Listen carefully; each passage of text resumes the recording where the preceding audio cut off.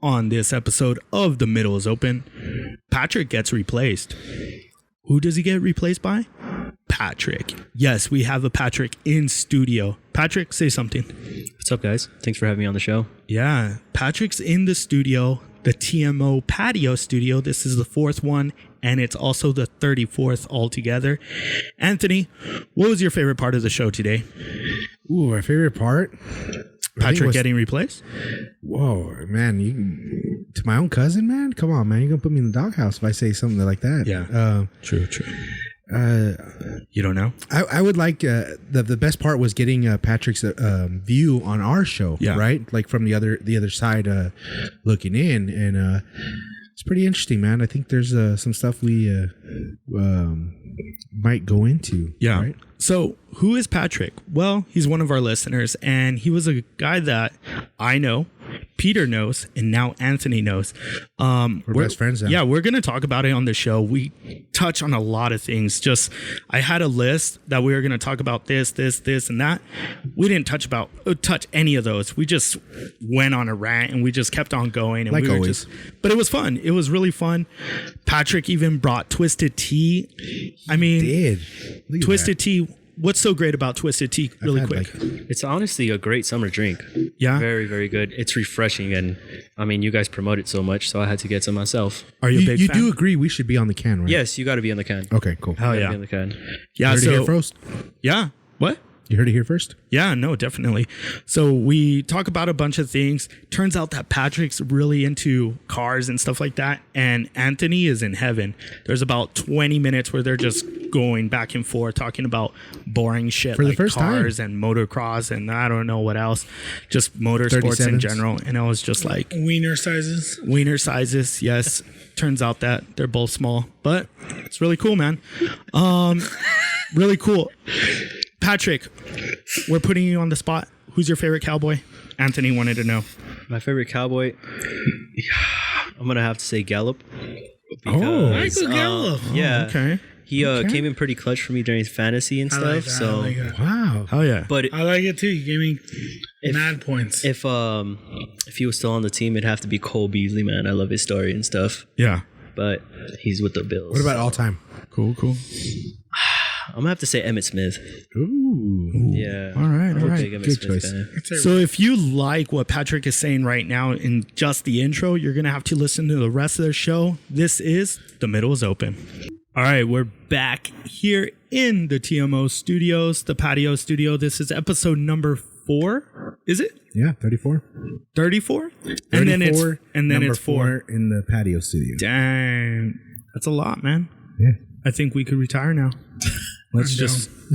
But, yeah. We have a special guest. Patrick's here, guys. Are you guys happy that Patrick's here? I'm always happy with Yeah. Patrick. Yeah. No, it's definitely cool to have Patrick back in the studio. Wait a minute. No. This is a new Patrick. Did we just replace the old one? You can't replace the old Patrick, and that's coming from the other Patrick. There's only one Pat right now. so- Yeah, I know. But we do have a Patrick in the studio, and he's on. He's going to be our summer intern. Well, just like this week intern. And yeah, it was cool, man, because he showed up and he brought like this box of Twisted Tea. How many Twisted Teas are in there, Patrick? 12. 12 Twisted Teas. And why'd you bring them? I mean, you guys should be sponsored by Twisted Tea. You should be on the bottle or the can already. I kind of thought he wanted to do the challenge with us. By himself, maybe? No. Like we were going to do the waterfall challenge. Oh. But I think we're going to save that for another time. Yeah. Please. So we gotta get a Uber ready and everything like that. So Patrick, you've seen the video of us chugging the Twisted Teas. We finished, what was it, 12? A 12 pack of Twisted Teas. 12. And we posted 223, I think. Yes, 223. 17. Now, you being on the outside looking in, is that a fast time, or could you get 3 other friends and post a better time maybe? So that's funny that you asked me that. Is I'm really good friends with 3 other people. Like, they're my best friends. I consider them like my brothers and stuff. And I asked them, I was like, hey, do you guys think we can do this challenge? I was like, I don't know if we can do it this fast, but can we try doing this challenge? And it's just hard to set it up because I have a buddy that lives like far east side, like East Lake area, and trying to get everybody together to do it. But we're definitely going to try to do it when we get the chance. Yeah. Nice. We got to sit up. We've already talked about it. And you know the rule. Like, if you do beat us, which we encourage you to try, we get a counter again. So, like, if you do beat us, then we get to counter with, since we're the reigning champs, we have a... It's like a rebuttal in beer pong. That's fine. That's totally cool. But no, it definitely looks fast, not going to lie. What do you think you guys can get if you were to attempt it? You know, we're really competitive amongst each other. So I don't know how fast we can get. I'll maybe say like, not in your guys' range, maybe the 230 range, hopefully fingers crossed type thing. But my buddy even set it up to where he's like, you have to go first, you second, you third, because if I see you doing something faster, like I'm going to want to do faster than you and this and that. So they planned it out. Yeah. Strategizing. They got their leg runners. That guy sounds like Bill Belichick and shit. Yeah, right? No, that's good. That's good. Was there anyone, when you saw the Twisted Tea challenge, was there anyone that kind of scared you? Scared me in what sense? Well, just like, damn, that guy drinks fast. Like, damn, that guy's throat is loose. Like, nah, it's just I'm telling you, I'm not a very big drinker. I drink occasionally, but it's just tea. The Twisted Tea is not something hard to drink. It's not like super alcoholic. It doesn't burn. It doesn't have that carbonated. Yeah. So I think that's why the challenge is a little easier as opposed to drinking like a Bud Light or something else. And it's refreshing. Yeah, it's a summer drink, man. I honestly started drinking Twisted Tea because of you guys. You hear that Twisted Tea? You hear that Twisted Tea? Right here. We need to be right here. We need our picture on the can. You do. I'm still upset that I'm not on it. Yeah, like, what would your pose be, Peter, for Twisted Tea? Like, you see those guys that are on the can right now. Like, let me look at it. It would be the group picture that we took. Which one? I think the one that when we were when we did the guitar pose and everything, like the band, the TMO band thing. That one's good. I like that picture. That was a cool one. You know what? I always want to like go back and just get rid of that shirt that I'm wearing because it says Beto 2020. And then he lost. And then he like, he dropped out. And then like lose. 2 weeks later, he's like, I'm done with this. And I'm like, God. So you want to replace it with a Trump 2020? No, I don't know what to replace it. You know what's funny? In one of the podcasts, like the little pictures that I did, like I photoshopped it and I put Apocalypse 2020. And then we got like the COVID like three months later. And I was like, oh shit, fucking Abel. Yeah, we got to take another group picture like that. Yeah. I've been pushing a photo shoot. Like, I have some ideas. You have photography. Yeah, he's a good photographer. Thanks. Experience, right? Yeah. So you want to take our calendar pictures? Sure. We're going to be wearing Speedos and everything. Yeah. That's fine. And then he's nodding his head. I'm like telling him, no, say no. Say no. You don't want no part of that. You know, I have an idea. Like, I don't know if I should share this on the show, but I have an idea of what we can do. You guys want to hear it or not? I'm down. Yeah. I don't know. All right. So I was thinking, since Patrick's not here, we get a picture of him, and it'll be us three in the photo, but we're holding the picture in the middle and with like a Jesus candle next to it. Oh. Jesus. I had a different idea. No. Or maybe not a Jesus candle, a Patrick candle. Yeah, Amber can put Pat's face on the candle. I could put it. I just fucking develop at Walmart or Walgreens, whatever, and then just fucking slide it in and shit, and then we got a Patrick candle. And then we just kind of like look at it like... Why not like a Selena candle, like a picture of Patrick with a Selena? And then we all wear Selena shirts. Or we wear Patrick shirts, but with like the Selena writing, and then lettering. like a rose or something. Yeah, that'd be a good one. Done. Yeah, that would be good. Or we dress up like Los Dinos and Patrick Selena. Huh? You got to get a mullet though. Or what if you got to get a mullet. I could do that. I mean, my hair is getting kind of thick in the back, so. Yeah, let's do it, guys. You could do all kinds of shirts. You could do one like Richie Valens' brother, and it's like instead of it'd be a picture of Abel like this, like Patrick. Yeah, that'd be a good one, dude. What else? You know what my mom said? She said she wants a Senora Weaver. She does. Yeah, she did with her picture, and then it's Senora Weaver. Yeah, and I think I would buy that shirt. I'd wear that shirt all the time. I think we can make that possible. Yeah, I'll have to talk to our designer. Like the picture I took of her? Yeah, the picture you took with her little fishing hat thing and everything. At least she looks like fucking Stevie Wonder. She's over here laughing. And then it just says Senora Weaver. Yeah, no, that would be good. With Selena lettering. Dude, the Selena lettering, whoever came up with that shirt idea, they're genius. Yeah. Like we talked about it on this show, like how when we grew up, Well, like isn't it just cursive? Yeah, it is. But they don't even teach cursive anymore. It's like a lost art. It's like pink lettering big though. S. Yeah, it's like the big know what you're talking Selena about. S. It's not her signature. Is it her signature? Is it? I don't know. I never got her signature. That's a good take. She died too young. She did. She really Do did. you think she would be, if she was still alive, would she be as big as we all kind of hope or people think? No. Or do you think her death kind of led into her popularity as well? I mean, that sounds bad, but I think her death like really played into it. see, I don't think so. I think so. And we've talked about this. I took a class in college. It was a Chicano music, and we talk about Selena at the end of the semester. Dude, she was big. Like, she was liked by a lot of the higher ups in the music industry, and she was still super young. And she would have. She was what, 24? I don't know think how she was 24. Dude, J-Lo's career would have never. I know, gone off and if she J-Lo, died. she would have overlapped J-Lo because J-Lo would have never been, because J-Lo's breakout film, in my opinion, was Selena. Yeah. Hell yeah. So, not saying J-Lo wouldn't have been popular. Not as popular as she is now. Yeah, that was her breakout. So it would have just been later, and then J-Lo probably would have never topped Selena. I think Selena would have been a big powerhouse and Yeah, that's what I think. She was Just 23. Going based off like the whole Jenny Rivera stuff too, how big like she was and all that. I don't even Like, know who Jenny Rivera is. She's super popular and like Well, that's because she's more popular in Mexico. But she was already older, too. Yeah, when she When she died is when I heard about her. I didn't even know who she was. And then people were like, Jenny Rivera, no. And then they like came out with tequilas No, and I, shit. see, I don't even think there's a comparison. I think Selena was way big. I mean, No, at yeah, that yeah. age, like, she would have been huge, dude. Well, because she was Mexican and American. That's that. Who was? Selena? That's why she was so popular, because she crossed over into both genres. Nobody like where knows Jen- how hard it is. And she to had just came out. Mexican-American. She was coming out with an album, but then she died. I mean, so it was one of those things. How many like, albums did she have? I think there's just 2 or something like that. Oh, man. We have all these computers around us. I don't know. But I don't think she would be that popular. I mean, because She would be married to A-Rod right now. nah, she'd still be with that Chris dude. I don't know, man. Hollywood changes people. But 6 studio albums. I don't look. 6? Dang. I know if Pat was here, he would say like, "Shut the fuck up, Abel." But I don't think she was that pretty. I really don't think she was that pretty.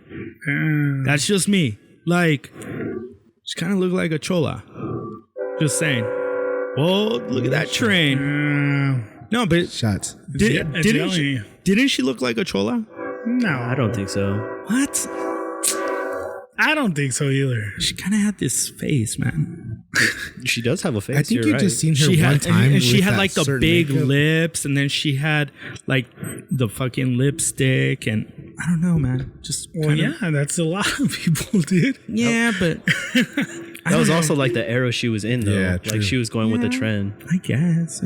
Yeah. I don't know, man. We dove head first into. I know that wasn't even on the list, bro. That wasn't even on the. That was off the cup. Well, I mean, we could always talk about Selena on this show. That's still True. But Pat's the going to whole be mad because he wasn't here to talk. He is gonna be mad, but that's Pat's problem. He's in Idaho. Hey, you know what? So, we were talking about. We went golfing. Well, these guys have been golfing. Abel and Chris I know, have been golfing a lot. But we went to go hit balls the other day, and we were talking about, man, we should enter a tournament or have Pat enter a tournament with the TMO shirts and, you know, like our sponsorship, I guess. Yeah. For real. So like Sponsorship that we can't sponsor. we really need to get like a TMO hat for Pat And a collar. polo. and Yeah, a polo there we and go. a polo. Like polo, it could be a Nike, Under Armour, whatever Pat prefers. But then we put our logo like on the opposite side. So if it's over here, we put it over here. You know, because Pat's really good, and if he enters a tournament and wins it, he takes a picture with the TMO shirt on. Like have Like- the TMO logo and then Espalín on the Yeah. side. Yeah. Fucking shit, man. It would look fucking badass.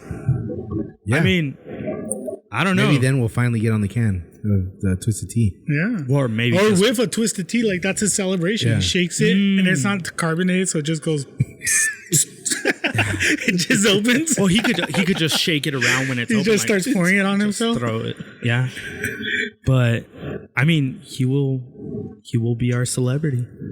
Yeah, We're riding the Pat train. man, I've got a lot of shirt ideas coming in here. Let me make some notes. All right, good Senora job. Weaver. Senora Weaver. So is Pat going to be like the Vinny Chase, and you guys going to be his entourage? Yeah, Oh, man. yeah. Oh, that's a good one. That's a good one. That was Abel's favorite show. Yeah, it was my favorite show. It's one of mine. I watched the whole season, like Three the whole times. series at least twice, like a year. I'm not gonna lie. Oh shit. Yeah, I love that show. Yeah, no. I think who's your favorite character? My favorite character? Yeah. I like Turtle, man. I just feel like I can relate to Turtle so much more. I could see you as a turtle. Yeah, you kind of have that turtle feel with the cap, All right. the If beard. you had to give us all, Hold on. Johnny Drama is my favorite, man. Oh, you can't be drama, but I see myself as a turtle. Yeah, no. I'm not saying I'm Johnny Drama, but dude. If you had to Drama's assign funny. roles, who Oh would yeah, be okay, who? go. Who would be who? Man, well, obviously, I just said Pat's gonna be like the Vinny Chase because of his whole PGA. And cars he's the stuff. best He's looking. handsome. He's and he's handsome. the best looking. He's a good-looking So- guy.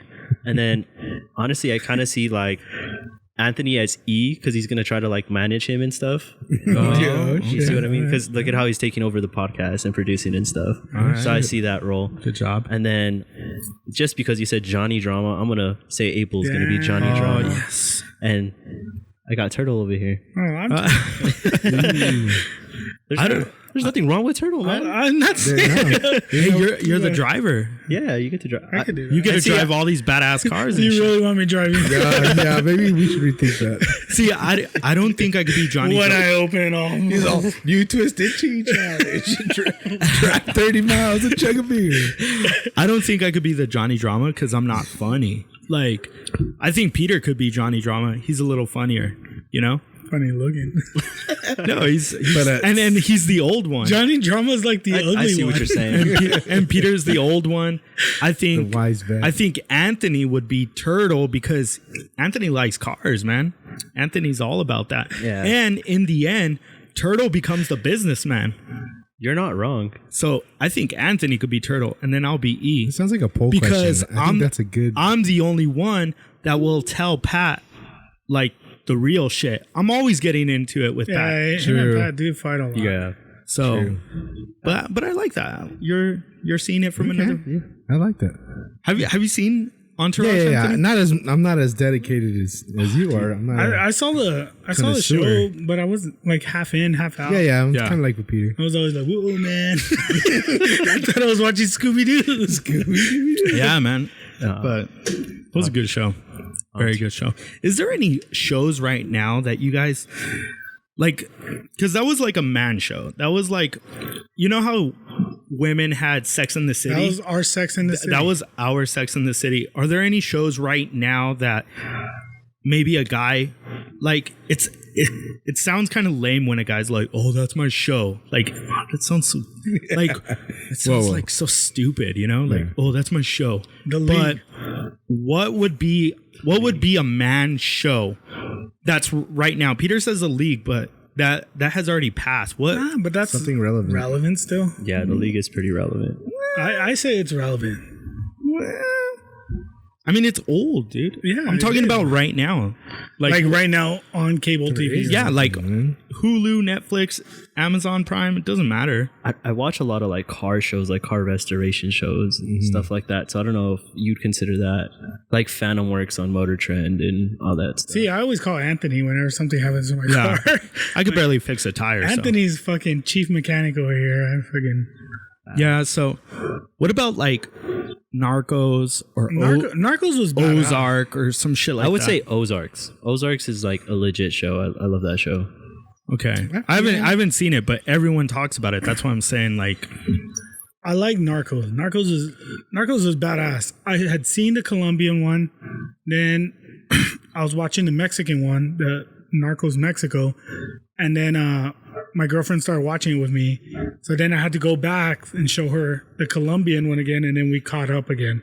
So, because they all link in, and I liked it, but everyone tells me Ozarks is badass, dude. I've heard that too. I haven't seen it. Yeah, I haven't seen it yet. I've heard it's pretty good. I don't watch it because it just seems so gloomy. Like there's never a sunny day, and it's like I don't know if I want to dive into that.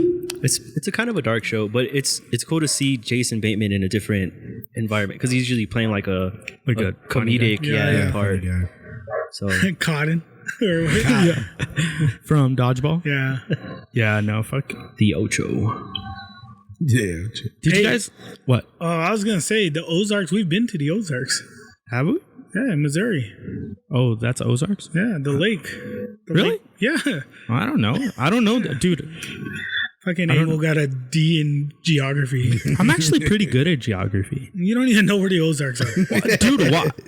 And you've been there.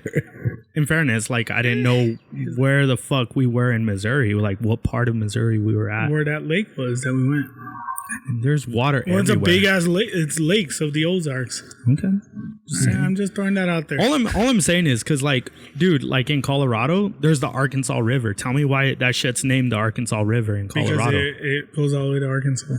I don't think so.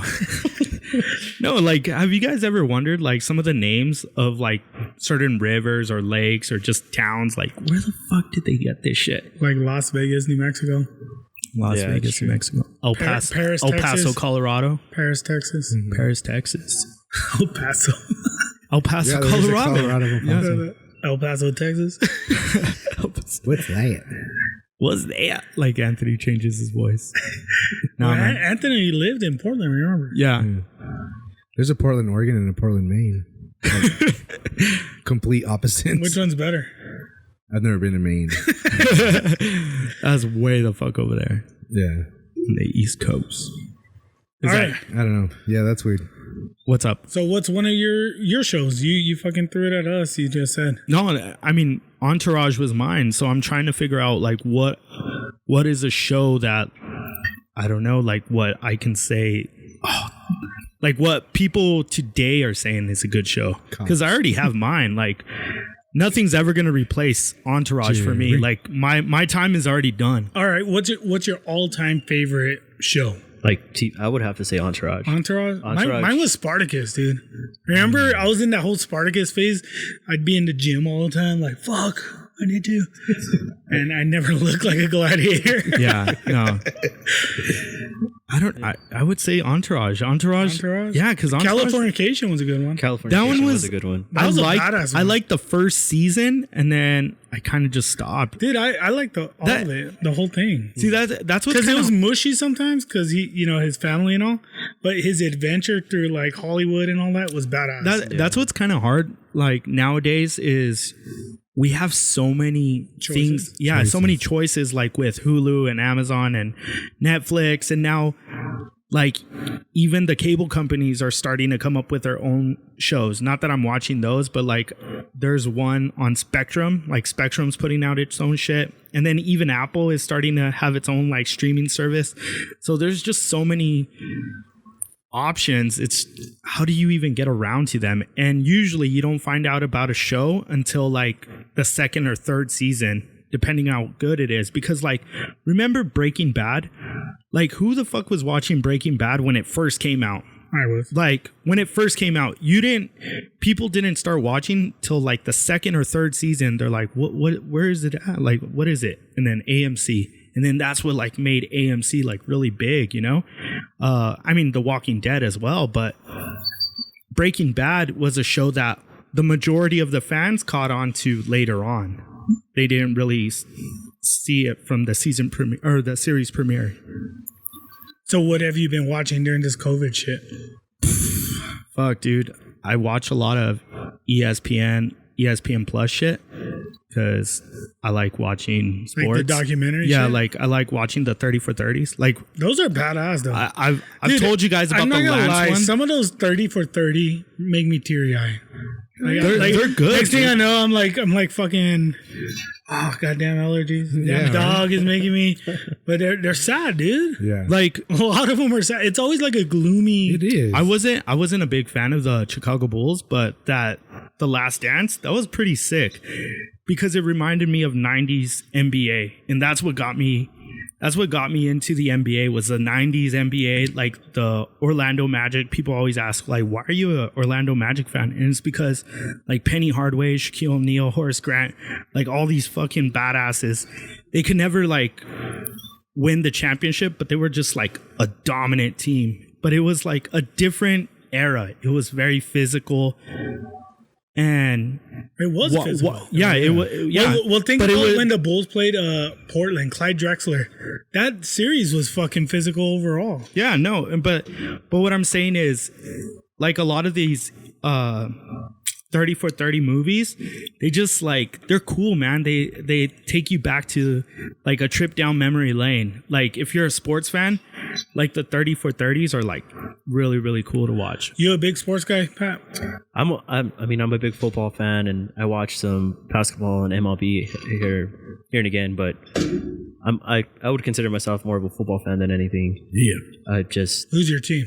I'm a Cowboy fan. Yeah. I even got a tattoo of the Cowboys star. Oh man, I wish I had that. What? Let me see that tattoo. Did we just become best friends? Oh shit! Damn. Yeah, but so the tattoo is actually like to commemorate my parents. Not like they passed away or anything, but it's always just been us three since always. And my mom wasn't able to have another child and everything, so it's always been us three. And we started a pool company. Well, my dad started a pool company called Pet Pool Cleaning, and I started cleaning pools at the age of 14, and I've been cleaning pools ever since. I still do it to this day as an extra side gig.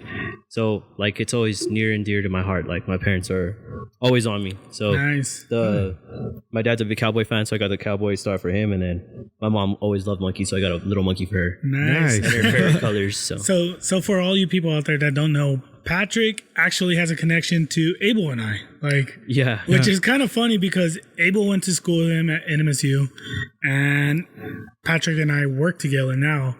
And what's funny is he's almost like the missing link between Abel and I, because Abel and I don't look like each other exactly, but everyone thinks, I think they said that Patrick looks like Abel, and then where we work now, they always say that we're brothers too. And we kind of play the part. We're always like, yeah, we're brothers. Yeah. They're like, no, you're not. And we're like, yeah, we're brothers. And I think it's even funnier because I went into a class one day and they're like, oh, I just had your brother. And I was like, I'm an only child, so I don't know how I had my brother. And they're like, yeah, he was even wearing an Indian's hat. And I was like, what? And then me and Abel ended up having class together. And sure enough, like we walked in and I had an Indian's hat on and he had an Indian's hat on. And we're like, what the heck? We're like, well, we're both losers. We look at each other and we're like, I don't see the resemblance, but yeah, no stereotypes. It's weird when you run into classes in an Indian. Someone. It's weird that you run into someone that kind of looks like you, but then for them to like the same team as you, it's like, what the fuck? It's like the Twilight Zone, man. Well, like especially a team like the Indians, because it's one thing like, oh, Cowboys or whatever. Yeah. Like everyone's a fucking Cowboys fan, but the Cleveland Indians, like, dude, that nobody's a Cleveland Indians. Well, imagine fan how I felt when I first met him, and then he tells me that he knows you, and I'm like, the fuck? He's like, I think I know your brother. They used to say we look alike. And then, like, as he's telling me that, people come up to us and like, hey, you guys are brothers? I'm like, what the fuck? And then, so it gets even weirder. And I found this out because we became friends on Facebook. My birthday is April 6th, and Abel's is April 7th. What? So yeah, it gets even weirder. So what you're saying is we gotta have another show April 6th or 7th, and we just get plastered. Yeah, hey man, I'm down. April 6th, we'll do the waterfall. That's what we're doing. April 6th, we'll start at 11:59, and then go into birthdays. Yeah, that'd be pretty cool. That would be great. Anthony, do they look like brothers? I don't have my glasses today. But here, I'll take off. I wouldn't say we could be a stuntman. Similar. He could be a stuntman, but only because like the beard, the glasses. Like, you know what I mean? Like if either of you were to shave, I don't think it would be as. They're wearing the same outfit right now. Well, that's I'm like same outfit. What the fuck? You're wearing a hat. He's wearing a black shirt. You're wearing a black shirt. You're wearing shorts. You're wearing shorts. Summer, Peter. Everyone wears shorts. I'm just saying. Yeah. Me and Anthony look like twins right now. We're wearing gray shorts. We're wearing a blue shirt. Yeah. Glasses on our hats. Cowboys. We're brothers. No, all right. So, Peter, before we started the show, you were talking about parallel universe what were you trying to get into? Is it going to freak us out? Nah. I don't know if this ever happened to you guys. So I just recently moved into another place, and I was going through some stuff in my boxes, and it's a bunch of like I found from the military some pictures, and I was looking through the pictures. And I was just like, oh, these are cool, you know, like, fuck. You know, you see how you used to look when you were at fucking tip-top shape and totally different looking. Tip-top shape. And, fuck you, Abel. And anyway, so I saw this picture, and I was like, oh, I'm going to show this to my girlfriend right now. But I kept doing my thing. Then I kept looking through my pictures. I couldn't find that picture anymore. And I found another picture similar, but I was in a different pose. And I'm like, I swear to God, it was a different pose that I had. And I started like thinking, I'm like, did I just cross universes? Like, and that's where you get like deja vu and stuff like that. Like people say. So I was like, maybe I had saw it, but I had like crossed. Like you've had deja vu, obviously. Oh yeah. All right. So have you ever been so certain that you saw something or did something, and it was something that you were so certain, you were just looking at it and you're like, oh man, this is it. And then you go back to it and it's slightly different. It's almost the same thing, but it's slightly different. You've never had that happen? No, not like exactly like that. But I've had instances where I've had deja vu and I'm like, oh, this is gonna happen next, and it doesn't happen, and I'm like, well, what the fuck? Why did I feel like deja vu, but it didn't happen the way I thought it happened? I mean, you know what I mean? So do you believe in something like that? Parallel universes or other dimensions or whatever? Definitely. Yeah, fuck yeah. You get to this point where they just they overlap almost. Like, what was it that I was talking about that one time when we got really, really deep into it? And I was saying it's kind of like we do it in stages and stuff. That I don't think there's like a parallel universe, or how did I say it? I don't know. I got really deep into it. We had a few beers that day. yeah, but basically I was saying like it's kind of like stairs. Like you do something and it's a timeline. There's always a focal point. Yeah, like so like you do it and then boom, and then I always kind of think of it as like those Goosebump books, right? Where it's like, or not the Goosebump books, but where it tells you like make a decision, right? And you're like, okay, go to page so and so if you choose this. See, I kind of think of it as a respawning, like in video games. Like there's a spot where you're gonna respawn, but from where you respawn to where you die is different. But there's always that same respawn.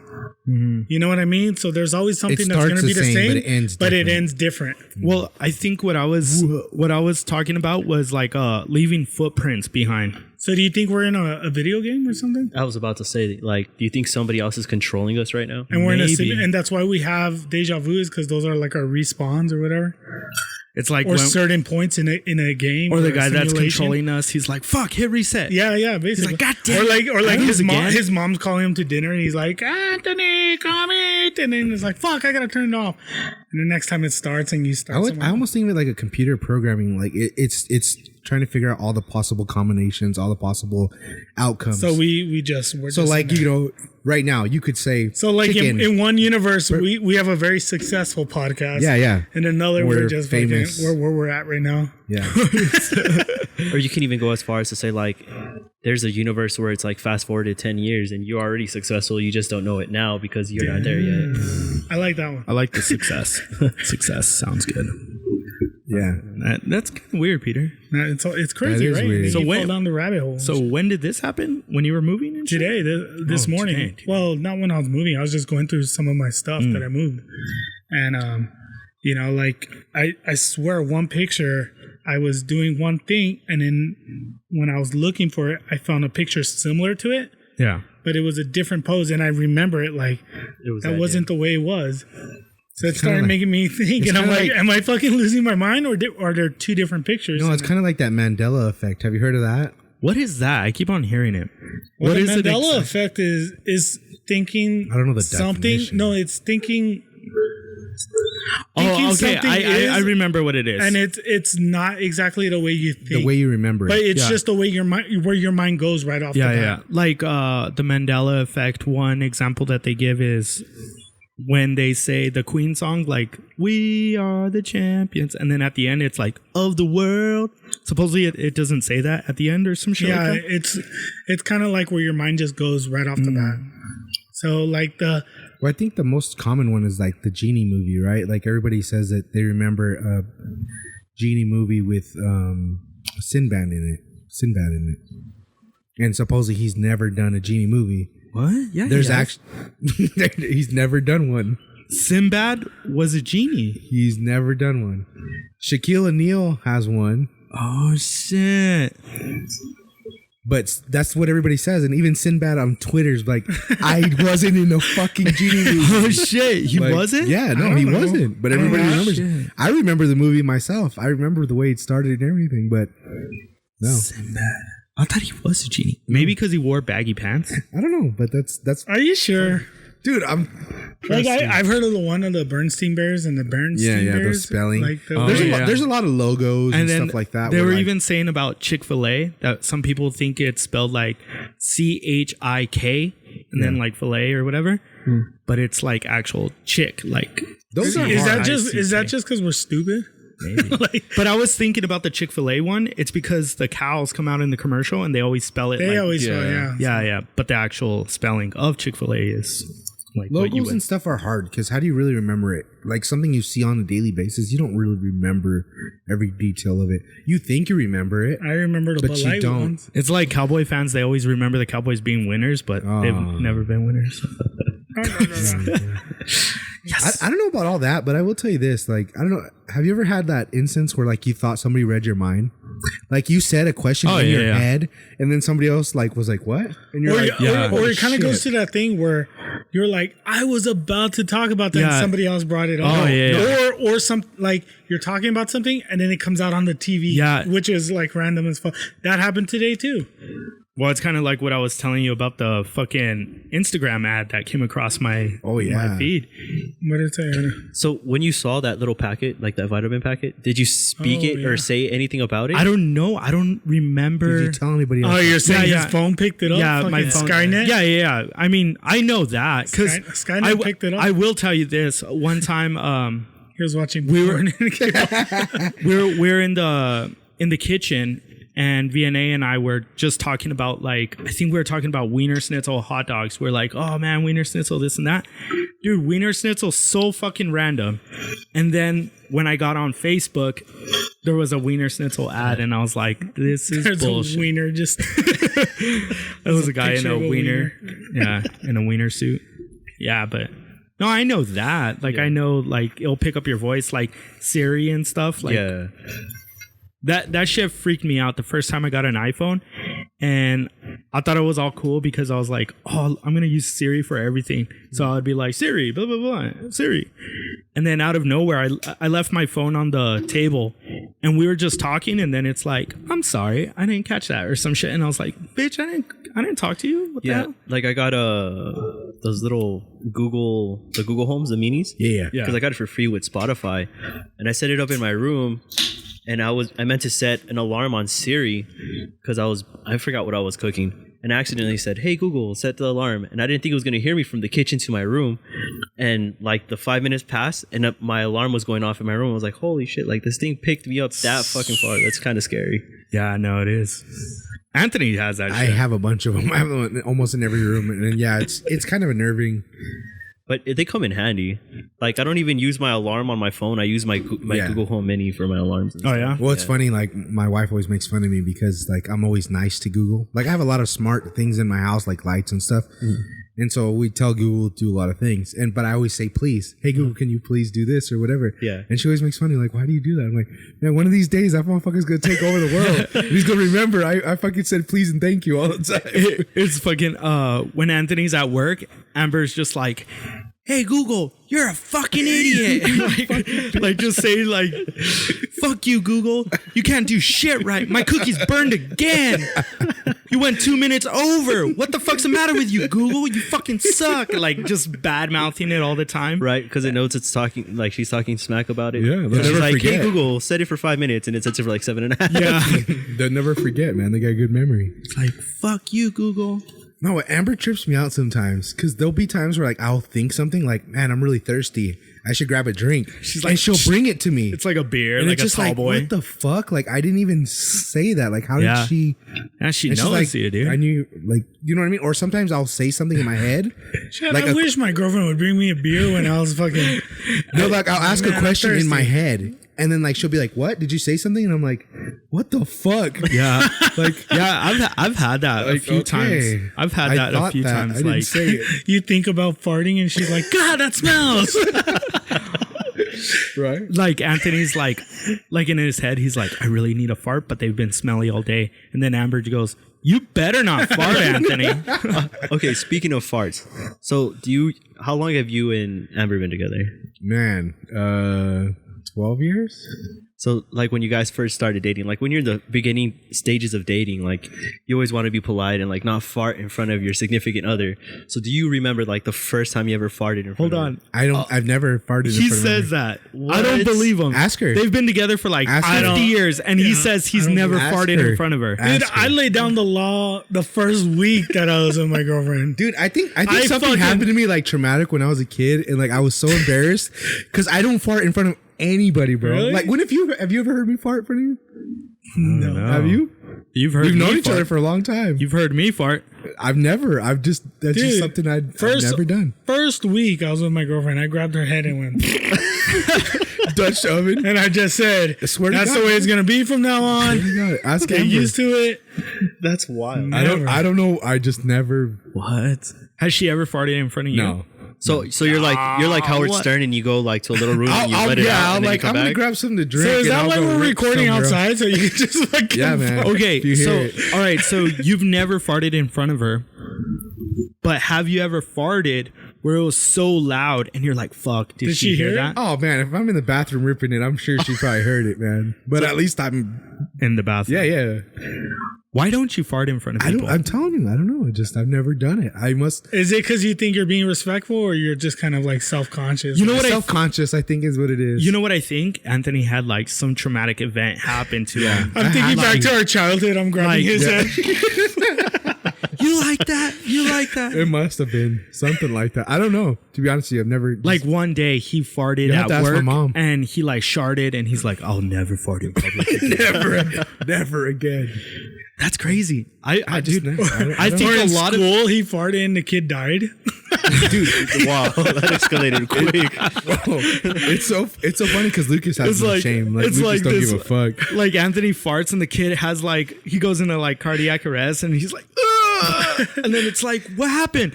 I'll never do That that guy again. farted. His last words were, Anthony farted. And that was it, man. He was never yeah. the same.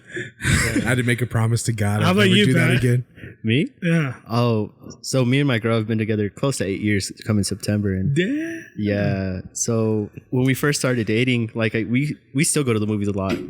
And I remember one of the times I always like opened the door for her and she got inside and I needed to let it rip. We were in that movie theater and I hadn't been able to let it rip. So I figured she had closed the door, but I guess she watched me walk around the back of the car. Like that's what you do. You walk around the back of the car and you let it out and you go back into the car.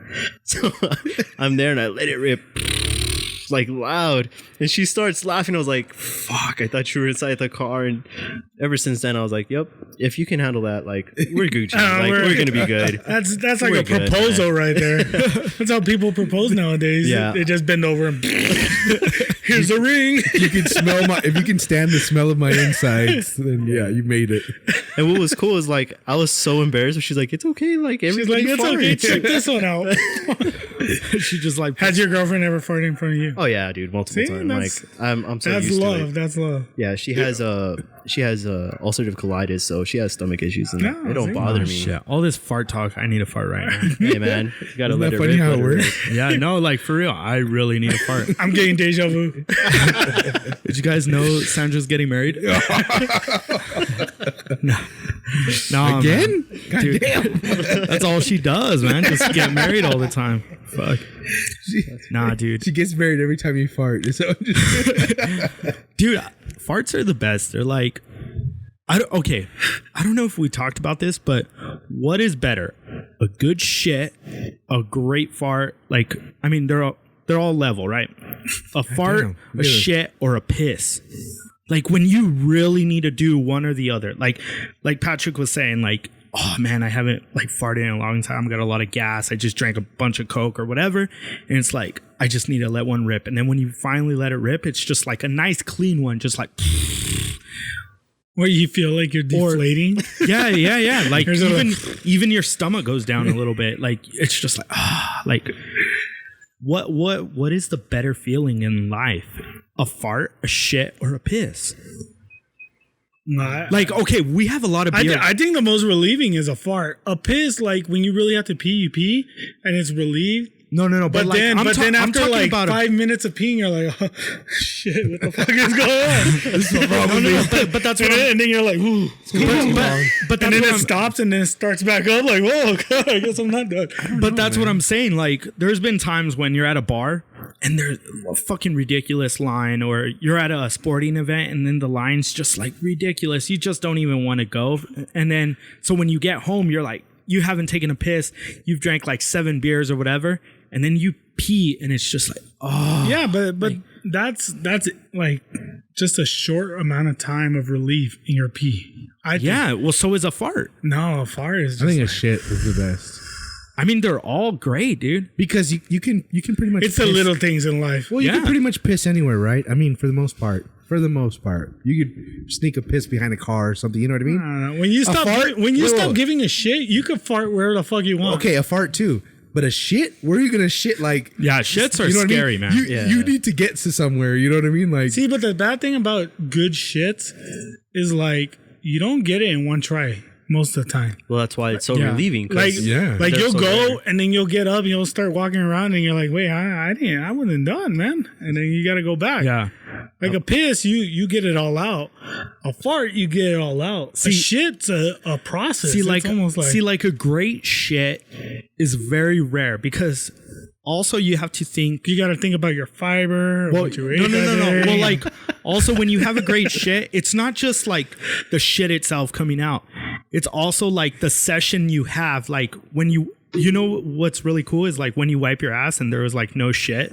It's all just right, like a clean all right, shit. I'm gonna throw a wrench into your logic here. You just like go and wipe your ass and then you're like, whoa, what the fuck? There was nothing. No, Hell yeah. it was like clean. I'm gonna throw a wrench and into it feels your logic. so good. What? Most of the time when you have to shit is because you couldn't shit. Either you're on the road or you're at a place where there's probably just porta potties or whatever. And you're like, I could hold it. Not necessarily, and because so I when take you're shits like, in the morning before I go to work. No, a good one where you're like, you're hurting. You're like, I really have to go. Yeah, that's true. A lot of times it's somewhere out of convenience. So then you have to go to a porta potty still, so you're not at that level.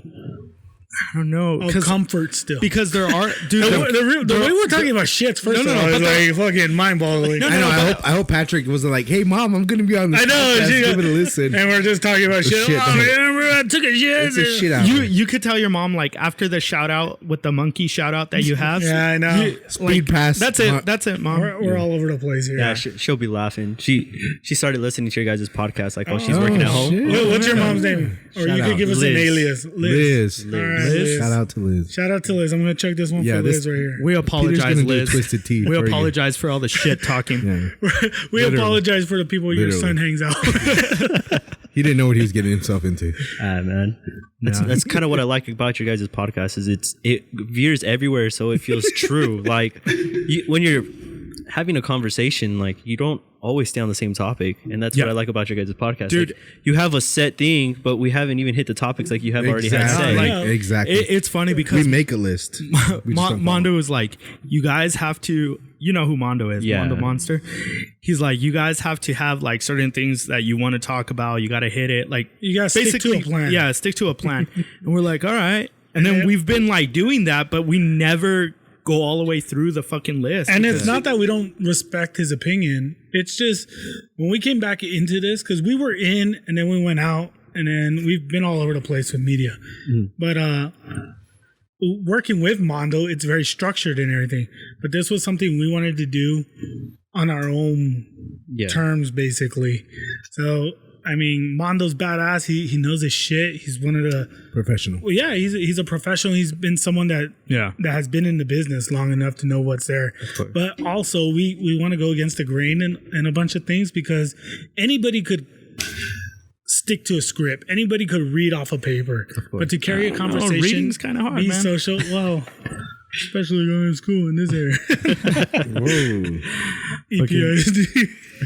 Hey, whoa. Oh, Well, sometimes the conversation goes a different route, and it's more interesting that route you went than to stick to the script sometimes. Hey, Patrick, I was going to ask you, you did News 22, right? I did. I went from camera op to direct in the news. Oh, shit.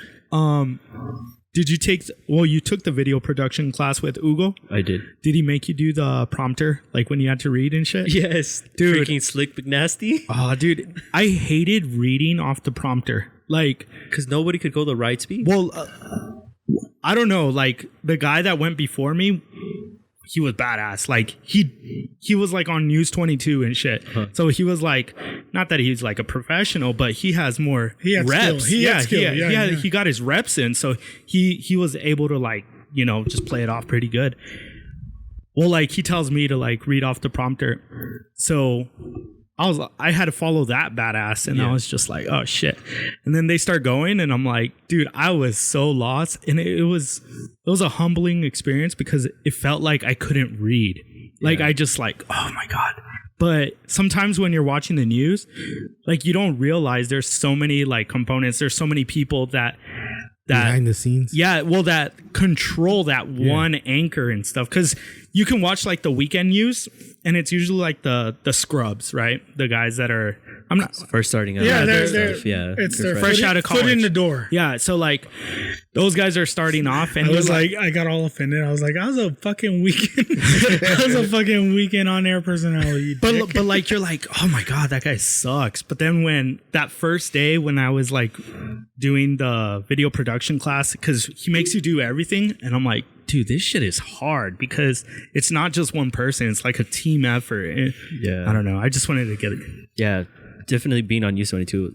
It is a very humbling experience because like you don't know what goes behind the scenes of a newscast. You're just like, oh, these people just have to read off a teleprompter. And it's like, no, you have your producer, your director, and then you got the teleprompter op, and then you got your TD, and it's just insane. And All the most- people running sound and And stuff. a lot of them have a microphone still in their ear with Yeah, their they have getting their fed IFBs. directions And through there. that's what's scary about being a director. Like, you're the one telling everybody what to do. So if you fuck up, like everybody fucks up. The whole thing falls I remember the first time directing, like they're all, as long as if we don't go to black, we're good. I'm like, all right. So they just threw me in there, and we didn't go to black, thankfully, but I did fuck up quite a few times. I'm not I gonna thought lie. he was gonna say like they just threw me in there, and it's like we're on black, guys, we're on black. Like, Dude, I still watch like K-Fox even to this day. Like they still have their fucking hiccups. You know what I mean? Yeah. Like every once in a while, like a screen will just freeze, and then the guy's like, "Oh, go to this," you know. And And it's just funny because it's like, man. Well, it's not really funny, but I mean, it is kind of it's like, pretty funny. But yeah, it is funny because especially like me knowing what's going on behind the scenes, I'm like, oh, this guy fucked up, Yeah. or this guy fucked up, and I was like, how do you know? Like, well, because I did all that, so I know exactly what to expect. It's funny when it didn't happen to you. But when Exactly. you're doing it, you're like, It's so easy Idiot. for other people on the outside to criticize any kind of media. Yeah. Like even this podcast, like they'd be like, "Oh, it's just a bunch of guys," but Drinking there's so beer. much stuff put behind it still. Like as you Yeah. can see, we got cameras. Anthony does all the editing, the that editing the takes intros, a long all that time. shit. Yeah. well, it's funny because everyone thinks they can have a podcast, but Nobody puts the time You into put it. someone in front of like a microphone or whatever, like Yep. putting a camera in their face, and let's see. They don't know how to talk. Well, or they don't- let's see how Put 'em long on the you could spot. go with conversation. Yeah. Let's see how long you could go, because most people could only go like about 10, 15 minutes, and then they're like, what do we talk about now? Yeah. Like, you know, it's just... And see, like coming on, I had listened to the Tony episode, and I was like, "Damn, that was a badass episode!" Like, Yeah, well, Tony was well rounded. Like Yeah. he had a lot of good information, and he's someone that is brings a whole different perspective than we do. yeah, And I've known Tony for a long time, but he's just he's a cool guy when you get to know him. Like really, he knows so much random stuff that none of us have experience in, and so it was kind of fun to bring. he him just on. seemed like natural though. Like it was insane listening to that whole interview. I was at the gym. I'm like, man, this is just a great interview. Like, it just went so smooth in my opinion. Like, it was just a great interview. I was like, how am I gonna follow up this guy? Like, that's insane. Yeah. Yeah, but No, you know, man, so like, Yeah, you kind of suck, Patrick. No. It's, Hey, man, no hard feelings. That's fine with me. now you know what though, we try to change up our shows because sometimes we'll go with like serious topics or try to address something that's going on, and then sometimes we like to BS because you don't want to get so entrenched with the shit that's going on, even though everybody already knows what's going on, and we could follow that path, but we kind of want to bring some kind of different input too. So that's where our freedom of having a podcast, we get to dictate what we want to say. And it gets beat over and over and over again, like just the shit that's going on. Like, let's go back to the Black Lives Matter shit, right?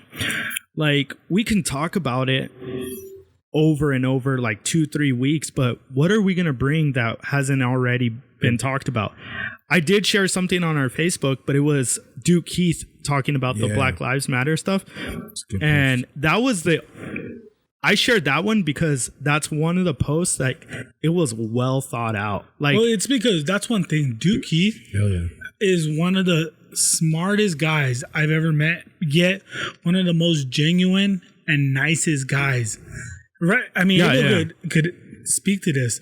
He is truly, like, when you meet this guy, and I hope, like, honestly, I hope everybody could meet this guy. He's such a good person, and he means well and everything, and he's so intelligent that when he just his voice, speaks, dude. I love his voice. and his voice, like, but when he's so well rounded in so many aspects, like when he speaks, it's like you should listen to this guy because he does have a great idea of what's going on so many levels. It's just nuts. He's one of my favorite people in the world. I think that's what's wrong with a lot of this stuff is we tend to listen to so many opinions out there that don't really get it, that don't really, like we were talking about Tony and all the experience that he has, just that he knows a lot of stuff because he's been through a lot of stuff. And it's important to get those opinions rather than just somebody that makes assumptions, rather than somebody that just, oh, well, I think this and this and that. Like, and that's a lot of the talking heads out there. So I don't know, man. Like, I wanted to ask you this because you're not in the news anymore, but that was something that you went to school for. What do you think about, like, just how the word gets out to the public? What do you think of it today? Like, is it a problem, like, with social media, or just everyone could be a journalist now? And if you notice, like, a lot of the stuff that the media shares is stuff that they find on the internet themselves, right? I mean, yeah, you have your journalists that go out to the sites, and like your first-hand journalists that go out to like the protests and everything. But then you have everybody there that's recording with their cell phones and capture something that the media didn't capture themselves. So it's just hard to keep up with the news. Like, everybody has the ability to be a journalist, and I think it's kind of annoying in a sense, because then you get all these people that just start spreading all this crazy stuff.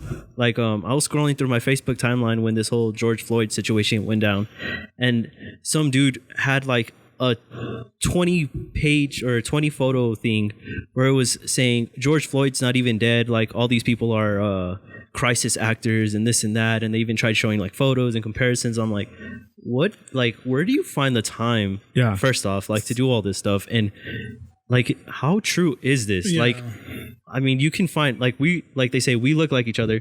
What if I went to like a funeral and the person that passed away looked like me? Like, they're gonna be like, oh, this guy is not even dead because this guy was here. So I just think it's hard, and that's why the media gets criticized so much, because they feel like they read something on the news and they're like, oh, it's fake news, especially now with this whole Donald Trump stuff. And that lady that's been going to the rally, like, you guys are fake news and this and that. Yeah. It's just hard. It's a hard industry to be into. It's just, Well, see, and that's what a lot of people don't understand is when you go into a career like this, even going through school and then just getting into a career like a legitimate place of business, you know, a legitimate media company, there are ethics in it, and a lot of people just kind of turn a blind eye to that. Like, you're just reporting whatever we want to hear or what somebody else is telling you. But there is an ethics to this. And then, there's things that fluctuate in between, like what is ethical and this and that. But for the most part, everyone does try to get the true story out there. Yeah. Like, is there some bias? Yeah, there's bias. There's a lot of bias in media overall. Yeah. But there is an ethics to it and a way to get true information, to get public records and stuff. There's a way to go about it. And I learned that more through Able than I did when there's just... I think what's made it so hard for, I guess, the news, like real news, is just they're having to compete with social media now. And they're losing a lot of money. Like, whenever something comes out on the 5 o'clock, 6 o'clock, 10 o'clock news, we've already seen it. Yeah. We've already seen it maybe like 5, 6, 10 times even, So they're having to compete with that. And the sponsors that they do have, they want them to spin things in a certain way because of their audience or, so I think that's where some people question their credibility because they try to spin it in a way that fits their audience. Yeah. So, and it's kind of like you said, it's just hard for all these journalists. Like, you go into this field because you're like, oh, this is cool. This is something I want to do. I want to report what's happening in real time, like to my fellow people.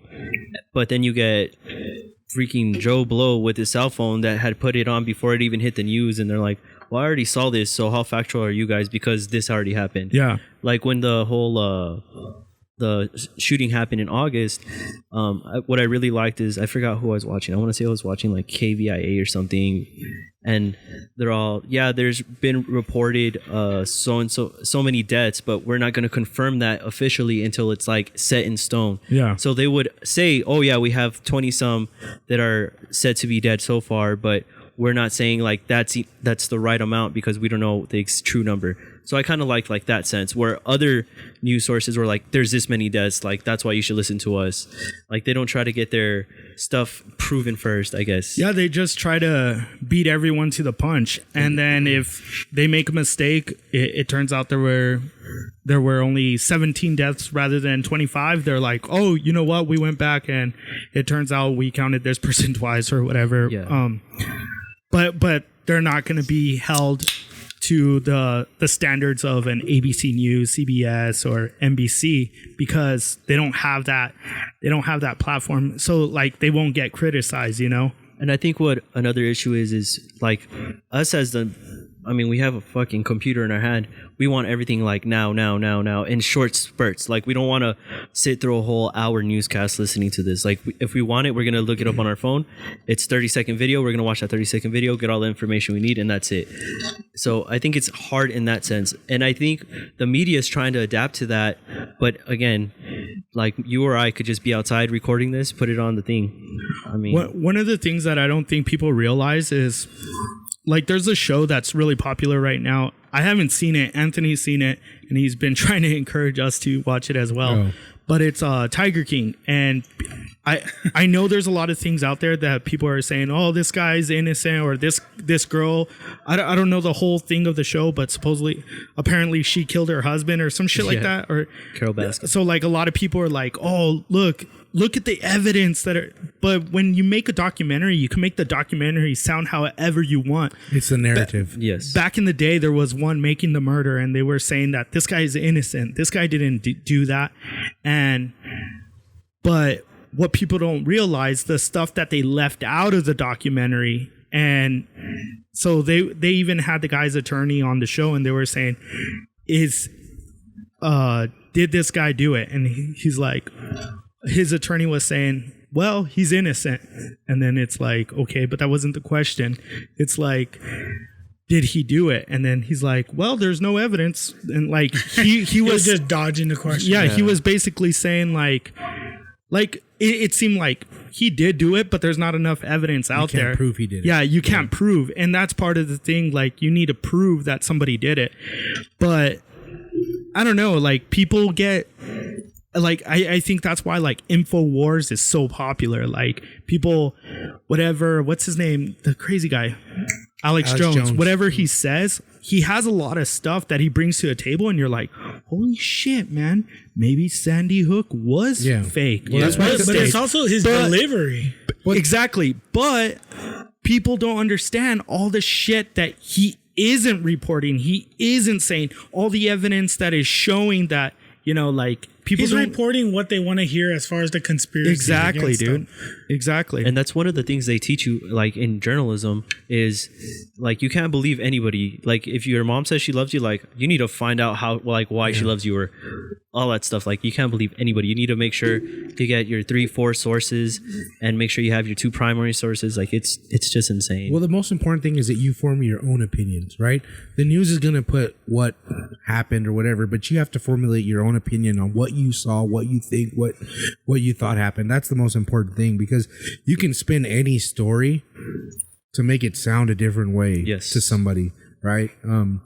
It's all your opinion, and I think, like you said, nowadays everything is opinion based. All the news, CNN, like I can Fox make News. I can make a YouTube video right now and just talk about like how much of a dick Anthony is. And I can be like, oh, Anthony's the biggest dick in the world, blah, blah, blah, you know, one time. And then I just insert all that shit into this YouTube video. And and people are going to be like, damn, dude. He's a fucking weirdo. Like, he never farts. Yeah, like, what the fuck? He's not human. He's not human. He's fucking Terminator and shit, you know? So. Anthony is a robot. I think so, too. Hey, you know, so I wanted to go a lighter side again with Pat. But, who is the most famous person you've ever met? Because we had this conversation last week. I'm actually really glad you asked me that question. Ooh. Because, so, like growing up, I didn't have a lot of opportunities to go like crazy places. And as I got older, my parents started making more money and stuff. And I forgot what it was for. My parents love Los Angeles, so we went to LA and we decided to go to the farmers market.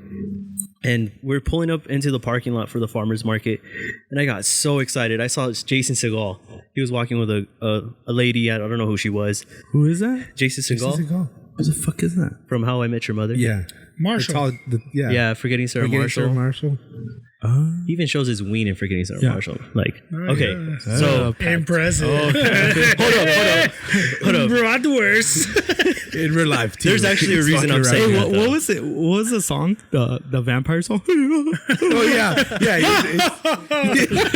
Yeah. You know who. I don't know the lyrics, Hey, but you I just. interrupted? Oh, sorry. Yeah. sorry. It's all good. It's all good. I didn't know who Jason Segel was. You know who I he was is. like, did he mean Steven Seagal? No, I was like, no. the karate dude? Jason Seagal. So we're pulling up, and also like starstruck. I was like, "Oh my god, it's Jason Segel!" I even like hopped out the truck like it was still moving, and I was like, "Hey, Mr. Segel, can I get a photo with you?" And like he was such an asshole to me. He was like, Was he really? No. And I was like, all right. Like after that, I was just like heartbroken. Wow. I was like, in my head, I'm like, dude, I've seen Damn, your dick. dude. Like I can't get a photo. I was hoping he Me was too. a cool guy. He was pretty rude. I'm like, Dude, oh. okay. me So too. So he just said no? Yeah. He's like, no, not today. I was like I'm never gonna see you again. What do you mean you not today? should have pulled down your pants and went.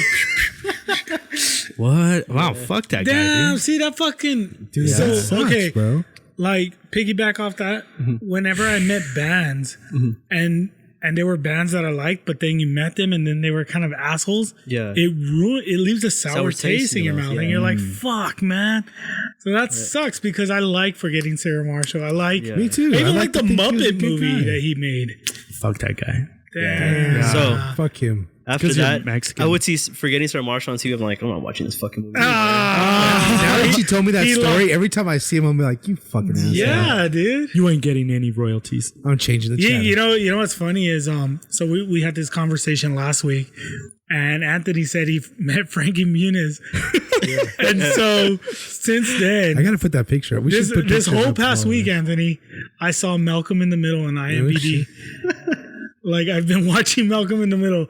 It's on what? On IMDb? IMBD or whatever. What? It's like on IMDb? Amazon, right? Like you can watch it. Yeah, yeah. It's Okay. So IMDb has its own streaming service? yeah, kind of. Yeah. I'm telling you. I think it's like, And then they have left free and right. movies and shows, but they play commercials. Oh, that's fine. But all it is that like they have a bunch of shows. So I started watching Malcolm in the Middle, and I'm like, this show is fucking funny, bro. It has fucking. He's tiny, bro. It has the guy from Breaking Bad, Cranston or whatever. Brian Cranston. Brian Cranston?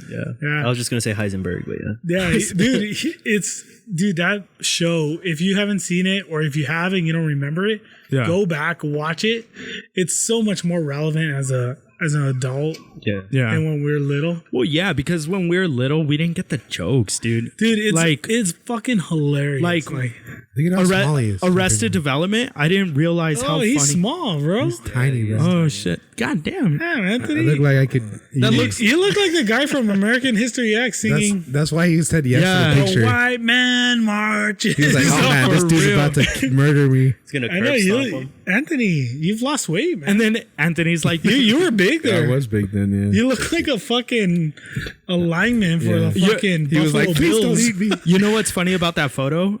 Fucking Anthony was like, Mr. Muniz, Mr. Muniz. You know what's so funny is that like nobody even recognized him, bro. Like he was just standing there, and I looked at Amber and I They was thought like, you were his fucking security guard. I looked at Amber and I was like, that looks like him, and then I was like, it is him. When was that?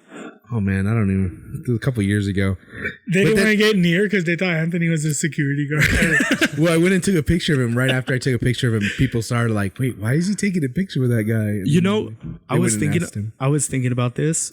You know how we said that Anthony looks like Maui? No. He doesn't.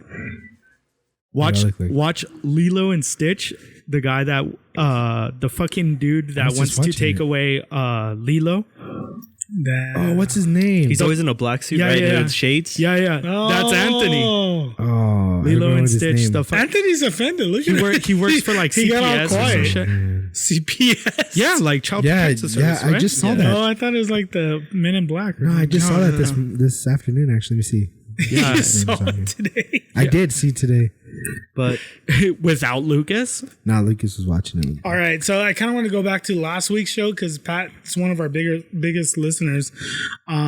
Did you hear the show last week? I did. I had a whole pat. All right, so do you have to go with Bruce Willis or Woody. Woody Harrelson? I gotta go with Woody, man. Right? Oh. I'm going with Woody because I love Zombieland, and he came out with JT and Friends with Benefits with Mila Kunis. Okay. Oh, yeah, that's right. He did Yeah. come. Did he? on that too. Yeah. Yeah. Yeah. So He was the guy that was giving him advice or whatever. yeah, right? he even plays like I think he plays like a gay guy in that movie too. Oh yeah, I think he is gay in that movie. He plays a lot of like kind of Different parts. flamboyant Yeah. parts too. He also oh shit, I went blank. I think Totally. Bruce Willis. I think Bruce Willis would be. Is a better or He more seems famous like actor. He seems But like I the think- bigger star. But I think I don't I'd think rather so, hang bro. out with Woody Harrelson than Bruce Willis. I think He seems cooler to hang out with. So like I know Pat met Bruce Willis in a sense, but it was more like kind of work related. Yeah. I met Woody Harrelson and he was fucking. I played basketball with him. Yeah. He was fucking cool. He was just a good guy. Maybe because we were in the military and he couldn't really be a dick. You know, like. Well, he could, but Well, yeah, he could have, but he was fucking cool. He was just a cool guy. But I've also seen him on Bill Maher, and just he's fucking funny. Him and Bill Maher are like good friends, huh? are they? I don't Like know. they go to Hawaii every year, and it's like a big Smoke. smoke fest. Yeah, Oh wow. all they do is smoke weed. I didn't know that. I don't know. Look, I'm not a big Bruce Willis fan, but just that one movie, Fifth Element, like Well, that Fifth is like Element's that badass. is that I is like like my favorite movie, one of my favorite Same movies here. of all time. Like I don't know if Bruce Willis is like in my top 5 or even in my top 10, but like that movie alone is just it's a fucking badass movie. Like that's one of the movies that's similar to Forrest Gump. Like if it's on, I'm watching it. I don't care what part of the movie it's on.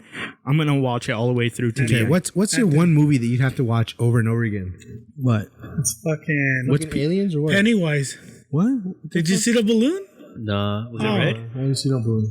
It just flew over your house. You're freaking me out. I Maybe swear, it came out I on swear camera. that's Pennywise. Oh, fuck. Good job, Peter. As long as Hey, the- anyways, so I think we should all get a twisted tea because Pat and I cracked it open, Good job. and we all got to get one because he brought beer. Like he's one of our first guests that actually brought beer for us. I can't drink any more beers, dude. I could only have one. That was it. That's a slap in the face, Pat. It's not a slap in the face. it's all right, man. Anthony, come I'll on, we're chug gonna 2 cheers next to it. week. Yeah, but Pat's not gonna be here next week. He'll watch the show. He's not wrong. Yeah, I don't, dude. I can't drink. Abel, What? look at him. He's not. That's your twin. I'll record it and then I'll fucking put Give it. Chris one then. Yeah, Chris is Chris- drinking for you. Yeah, hurry up, Chris. You're supposed to be drinking. He's just eating pizza over there. You know, Chris couldn't grow a beard for so long, and he started putting Rogaine on his face, and it's starting to work. Look at it. Are you for real? I swear he could never grow a beard in his life. And just the past 3 months, it's growing. No, I'm just saying because my buddy wants to grow a beard and he can't. And he was thinking Sounds about about using the Rogaine. Rogaine. Put garlic. Garlic. Put garlic on his face. Nah, I'm not gonna do that. No, I'm being serious. get garlic and just put it on your face. Does it work? Try it and see what happens. Look at Chris. He sneezed one day and Oh, fuck it. hey, where'd Anthony go? I know. Anthony's just walking He around. set up all these beers everywhere, and then he was like, Yeah, what did he well, do? check it later. Hey, that's a cool ice chest. I like it. man. Nice little zipper. You'd have a nice ice chest too if you would have got the one off the road. Which one? No, dude, fuck that. We were talking about it before the show. Like, I was running and then I saw a random ass ice chest just like on the side of the path that I was running on. It wasn't open. It was closed. It looked clean, but I don't know. I mean, what would you do? Would you really open I it? really would open it. Would you Why have not? stopped your run and then open it just to see what the fuck I was would open in it. there? I would open it. I would have been curious. I'm not gonna lie. I would've What been. about if I opened it and I exploded? Fuck. You lived a good life. No, but I'm just saying, like, what about if it was a limb, like it was fucking a head or a fucking heart or Okay, but a foot? by now you haven't heard anything, so it wasn't. True. Unless a cannibal. What picked if it up. it was filled with money? I wouldn't touch it. Really? What the No, I fuck? would, dude. Like we were talking about, if it had money in I it, would be here right now handing out hundreds to everyone. I and be would like, not. I would not touch the fucking ice chest filled with money. So is it like you feel like it would be bad karma or? Or like I- cartel money. Like I was telling you guys, it's kind of like the scene from No Country for Old Men. Like you just find some random ass money in the middle of nowhere. I mean, I wasn't in the middle of nowhere, but I mean, who knows? Maybe it was a drop and someone yeah, no, was and waiting for what it. if they didn't pick it up? But who's to say that they weren't looking in on me? What? You know what? I would have brought it here, and I would be talking about it right now. And then, and if they're listening to our podcast, well, then we have a good listener right there. A good listener. Fuck They yeah. listen to the whole show. That would be scary. What would you have done? We'll be Anthony? the official spokesman of. If you found money, would you get it? Fuck yeah. You would get it? Yeah. and just run, right? It depends on how much it was. Like if it was like 100,000. Yeah, fuck if it was- yeah. dude. I don't know if it was that much money. Okay, 20,000. I would be nervous. Dude, if it was $5 or $1 million, I Or would even take it. even $1,000. I would take it. I would take it. I would not. But Dude, I'd feel I would guilty, I would- so I'd probably donate like half of it. I would not just to clear my donate conscience. anything to anyone. I would save them the trouble of worrying about anyone, and I would just keep it. You wouldn't be scared of whose money it was? No, I don't know, man. It's I really wouldn't. kind of creepy. I mean, if they're gonna, what are they gonna do? Tail me? Like, if it's their money, they're gonna get me right there. I have one time. If they don't get me right off the bat, that means they have no idea who I am or where I'm at. One time, this is a long time ago. I was working when I was living in Oregon. Dude, I was working like 2 jobs, living in an apartment.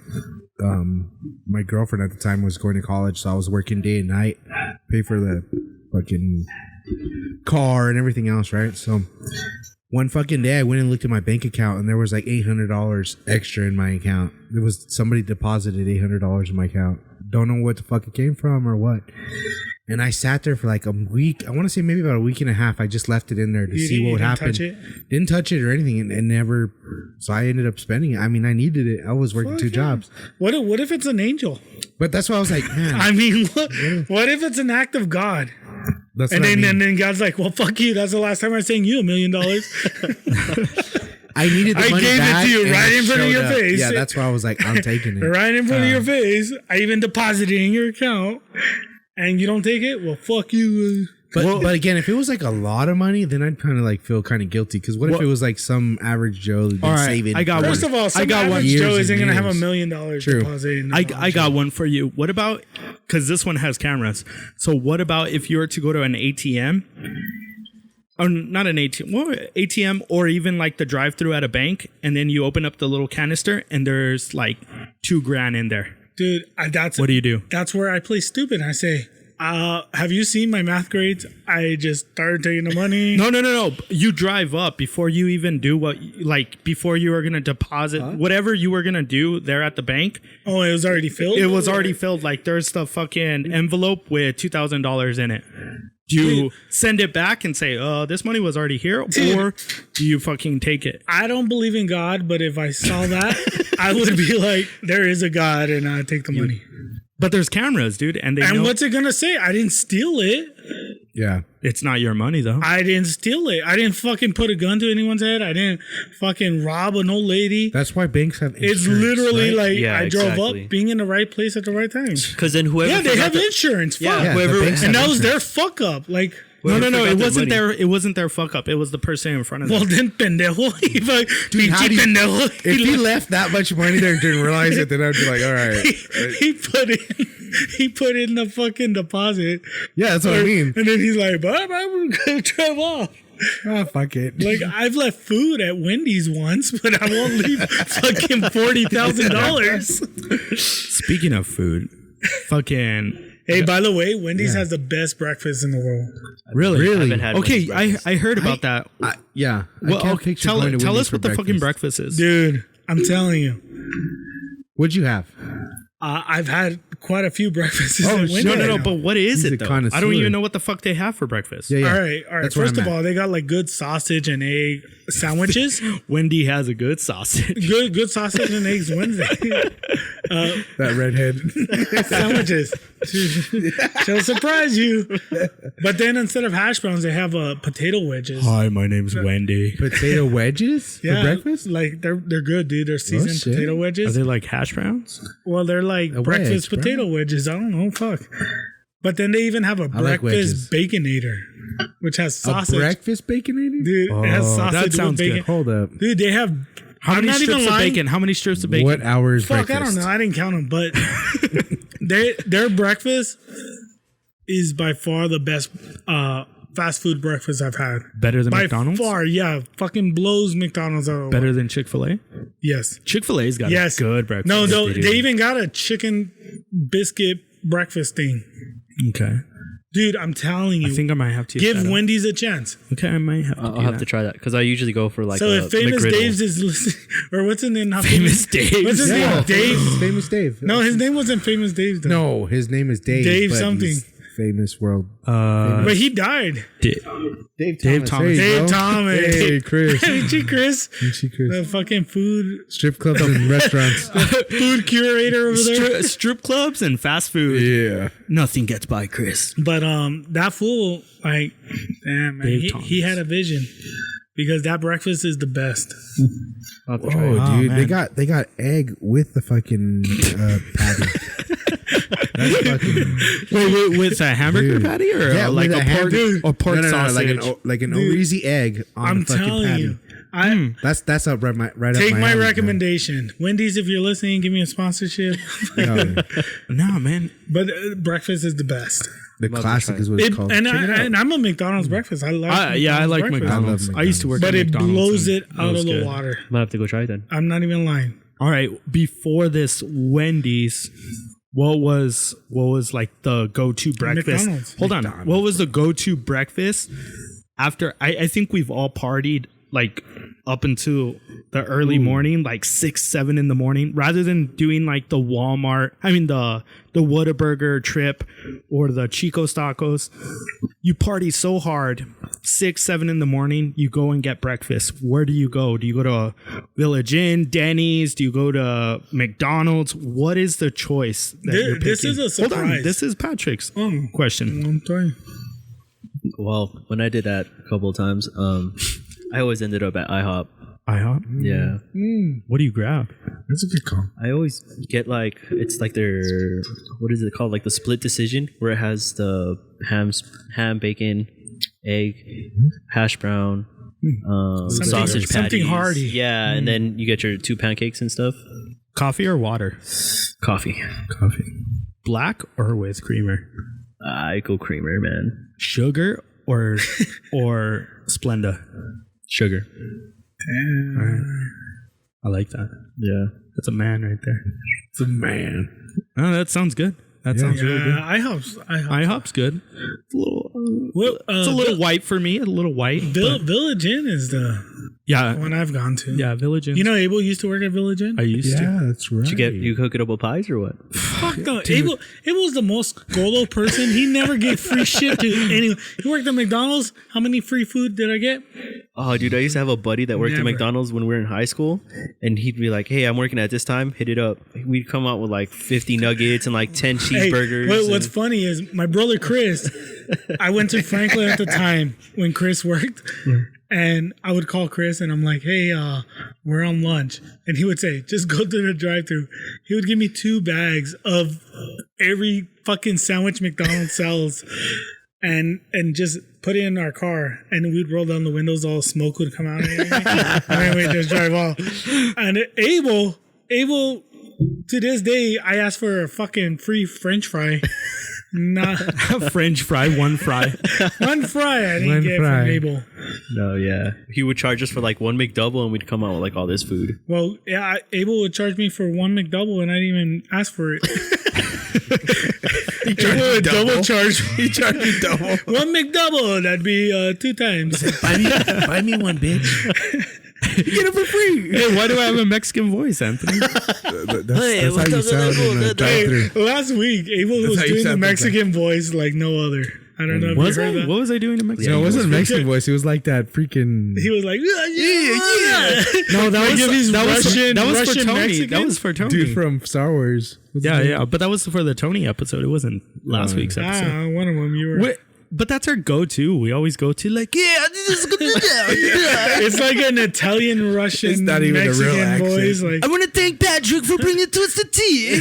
it's almost like a Borat. Yeah, Yeah, Borat. a drunk Borat. That should be one of your calendar photos. Yeah. A Borat. Well, that's what I want. Dude. Which one was better, Bruno or Borat? Borat. Yeah. Borat was. I just remember that one in Bruno when they were like, "What's the kid's name?" And he's like, "OJ." Do you remember? It's like it's a black baby or something. And then he's like, they ask, because he's like in a talk show, like a Jerry Springer kind of setting. And then they're like, "What's the kid's name?" And it's like, OJ. And then it's like, what? And they go all crazy. And I was just thinking, because with all this George Floyd stuff that's going on, what is a movie that they wouldn't be able to make now? Like, because, like, just think about it. Like, Borat and Bruno, if they were to, like, do it now, people would fucking start burning buildings and There's a stuff. shitload of movies, dude. Yeah. But no, I know. But I'm saying, like a real classic. Because those weren't, like, great. I mean, Borat, yes, but those weren't, like, great movies. Like a Blazing Saddles, for example. That's what I was going to say. Like, Blazing Saddles was Have you ever seen Blazing crazy Saddles? funny. Which one's Blazing Saddles? It's with the guy from Charlie and Chocolate, or The Black Sheriff. yeah, but what's his name? Oh my God, I went blank. The guy that comes out in Willy Wonka. Willy Wonka and the Willy Chocolate Wonka guy. but the old one, not the Johnny Depp one. Nah, probably not. Dude, it's one of the most racist movies, but You know who Mel yeah, Brooks. Gene Wilder. Gene Wilder. Yeah, Shit. you know who Mel Brooks is, right? I'd have to see a face. He's an old school comedian, writer, director, shit like that. Yeah. But anyways, what I was gonna say is like, there's a lot of movies that it uses the N word very, very freely. I don't know if you can see that from there. Yeah, I can barely see it. click on a photo. I've never seen his. You've never seen Blazing No, Saddles? I've never seen this. Dude, It sounds familiar, but I don't think I've dude, seen it. it's Okay. crazy. Yeah, like, but I was just thinking, like, there's a lot of movies that are out that we consider classics, and I don't think they could make them nowadays. And I don't know, maybe because everything's so PC now, and even more so. Just this week, there's a lot of the University of Texas at Austin. The football team, they want to get rid of singing "The Eyes of Texas" after a game. You're a football fan, right? Mm-hmm. So like one of the traditions is they sing "The Eyes of Texas." I think that's the name of the song, and they don't want to sing it anymore because apparently it was performed like in blackface back in the day in the early 1900s. Yeah, like the yearbook photos and stuff where people are So it's like there's a lot of things that they're trying to implement. Yeah, they're trying, like a lot of people are calling out, like they're tagging up like old monuments, statues. They want people the city to get rid of things. Yeah, like Confederate warrior, commanders and all. Do you guys think it's getting a little overboard? I kind of do. I'm not gonna lie. Like, I mean, as far as having a losing side, commanders in as monuments is kind of shitty. Period. I mean, it's part of our history, but why do you want to have a bunch of loser monuments? But that's my opinion. Like, we were still part of Great Britain at the time, like, you know, because we don't have monuments of fucking British generals. Well, so why would we have some of Confederate?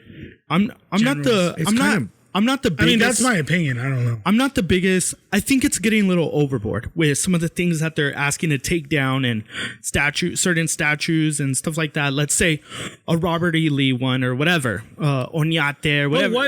Hold on. But why have a statue of Robert E. Lee in the first place? Yeah. In my opinion, that was stupid. No. I get that. I was just bringing up those as an example.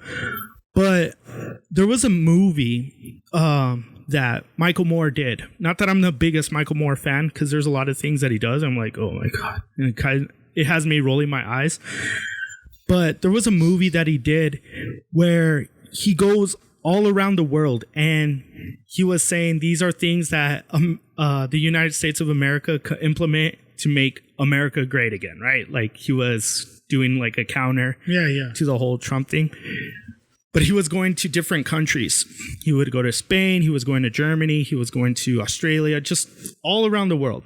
And one of the things that Germany has on different streets, and I don't know how true this is because, again, it's a documentary. Michael Moore is going to implement whatever he wants into his movie. Yeah. But apparently there's like signs all around Germany on the streets, on the corners of streets or in parks, public places, where it has like the history of Germany, of them being Nazis. And the reason they have them up, not because it's like they're still like, oh, proud of it. Yeah.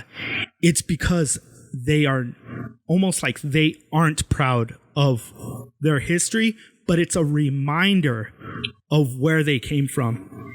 To kind of like, we don't want to go back to the dark ages. You know, this is history and this is a reminder. And I think that like bringing that to the United States, but they bringing that back to the United States, I think that's a big problem is like a lot of people don't know their history. Not that I know history. I'm not a history major.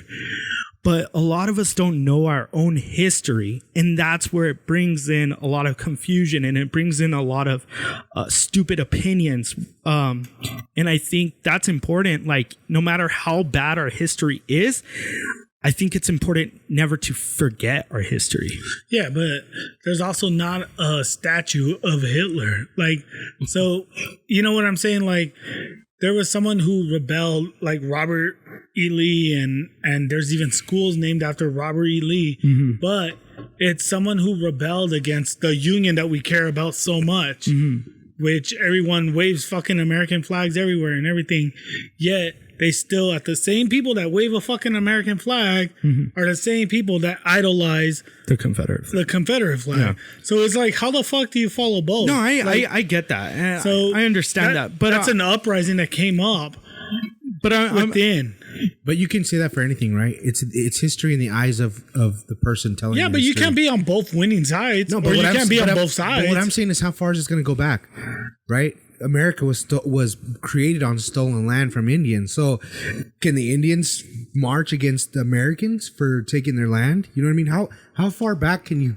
I mean, you can go way I back. think like the way the world works, history isn't just 100 years. Yeah. I mean, you're talking that's what I was trying to talk about it last time. I just had a few too many beers inside of me when I was trying to make my point, yes, Black Lives Matter. There's a lot of things that are going on with there's other injustices. But there's a lot of other things that are just as bad, like, I mean, child trafficking and stuff. Like, you don't see anybody talking about that, but that happens on a daily basis. Kids are getting stolen and sold, and for God, there's a lot of problems. I mean, there's a lot. There's a lot of problems. There's a lot of issues.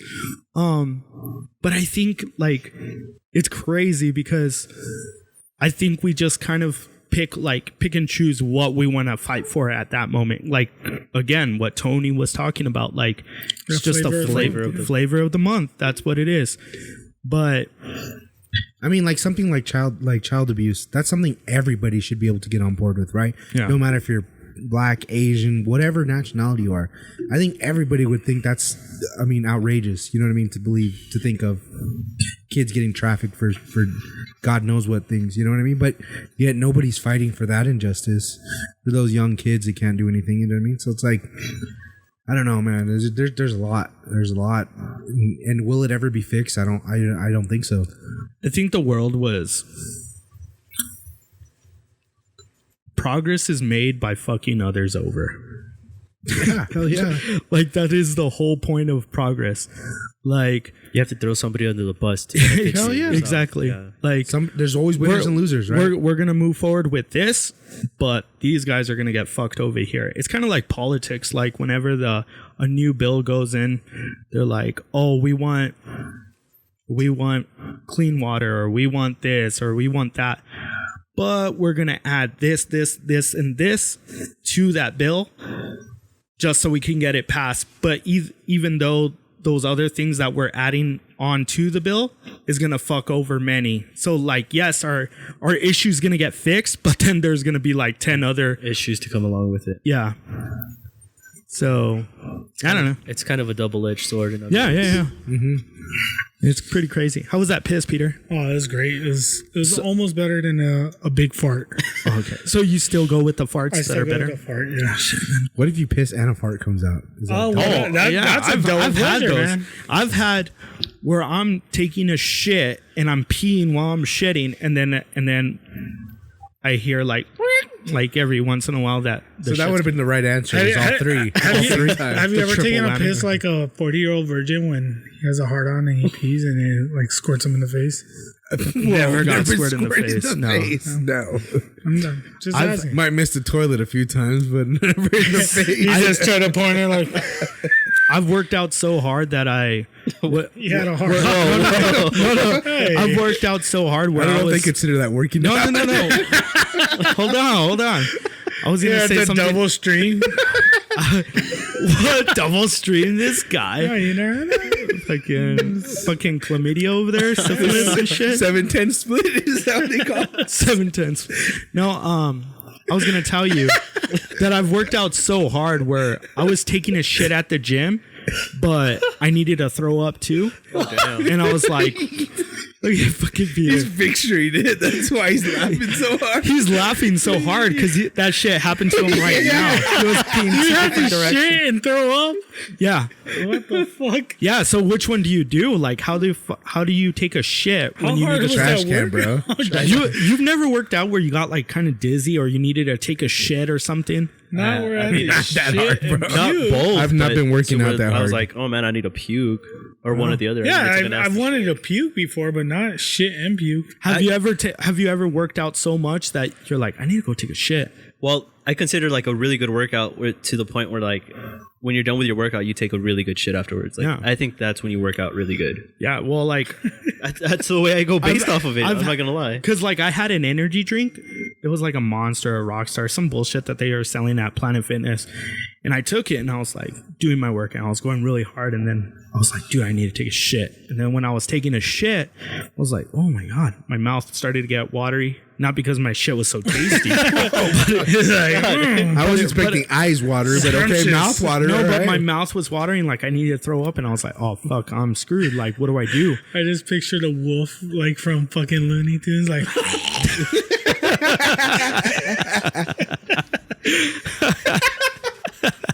Like, god damn, that's a badass workout. Yeah, man. Motherfucker fuming from the mouth. But I was like, fuck, dude, I'm about to puke on my own balls right now. Like because I was like, where the fuck do I throw up? There was no trash can. I was in a fucking Where stall. were you? I was you at know- Planet Fitness. Oh, bro, if you're just let that shit out, bro. Hey, yeah. Somebody else gonna clean it. If you were at your own house, then I'd be like, dude, you. Like in a panic, Conundrum. he reacts and he turns to throw up and then he shits on the wall. Well, this is totally off topic from like the whole workout and shit. Well, it's so along the shit lines, but I went to academy. And I freaking go into the stall. I'm doing my business, and like 3 minutes later, I hear the freaking door like slam open. Boom! Hits the wall.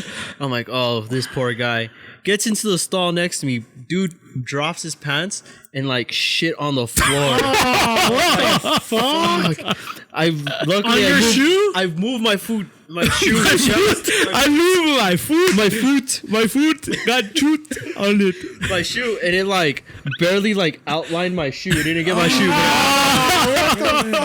And I was like, ooh. I was in the same situation as Peter, as Abel. Sorry, and I'm like, oh man, I'm gonna puke. I had to get out of there. I was like, man, this poor What guy. the fuck? Yeah, it was Oh insane. man, I remember it was Abel.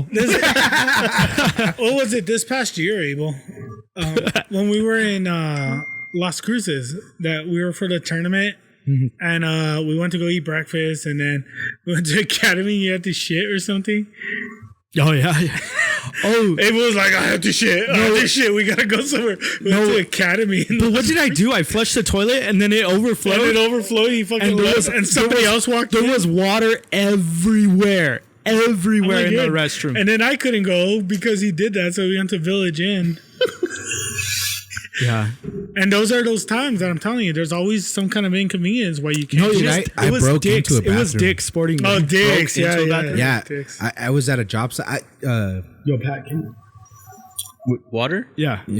I don't like for my job. I'm always out and about like all day, right? So I'm never in one spot. And I was actually in Columbus, New Mexico, where they're building the fence, the Trump wall or whatever. Yeah.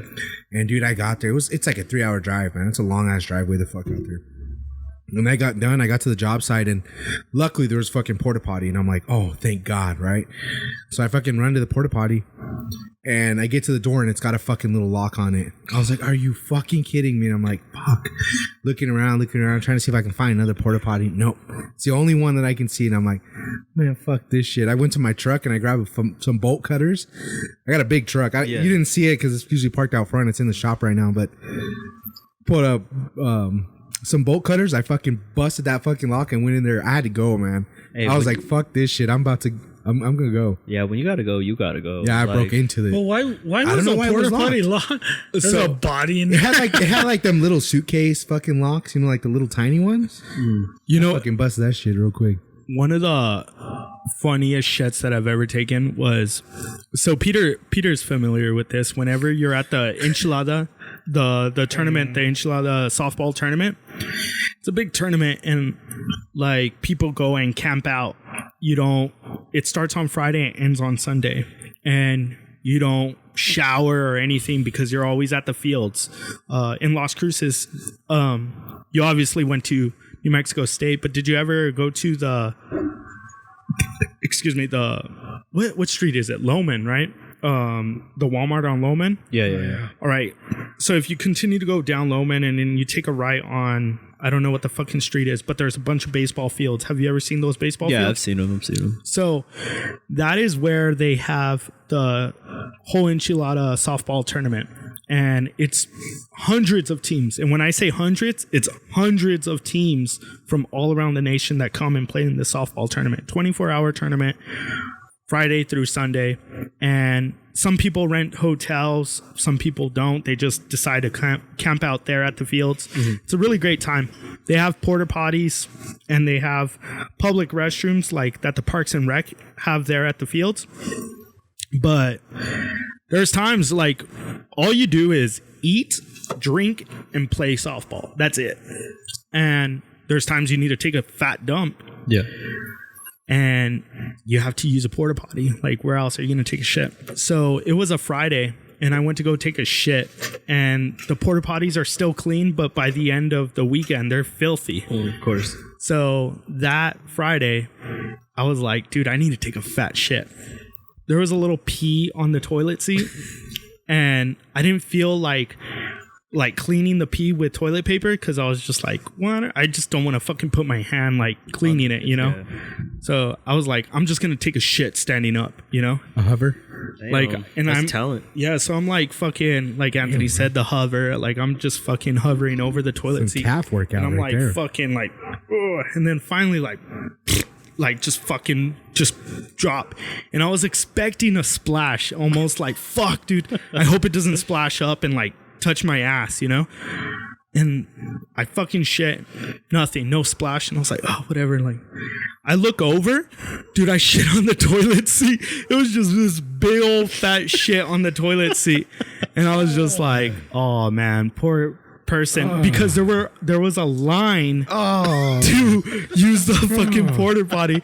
So the person after me was gonna see that I took a shit on the toilet seat because I wasn't gonna like fucking knock it over. You left your own shit. No, man, I was you left and you took off running. I just wiped my butt the best I could and then fucking obviously I throw it in the toilet seat, but there was just a big old fucking shit on the toilet seat. Like and I was toilet seat confessions right here. Yeah, man.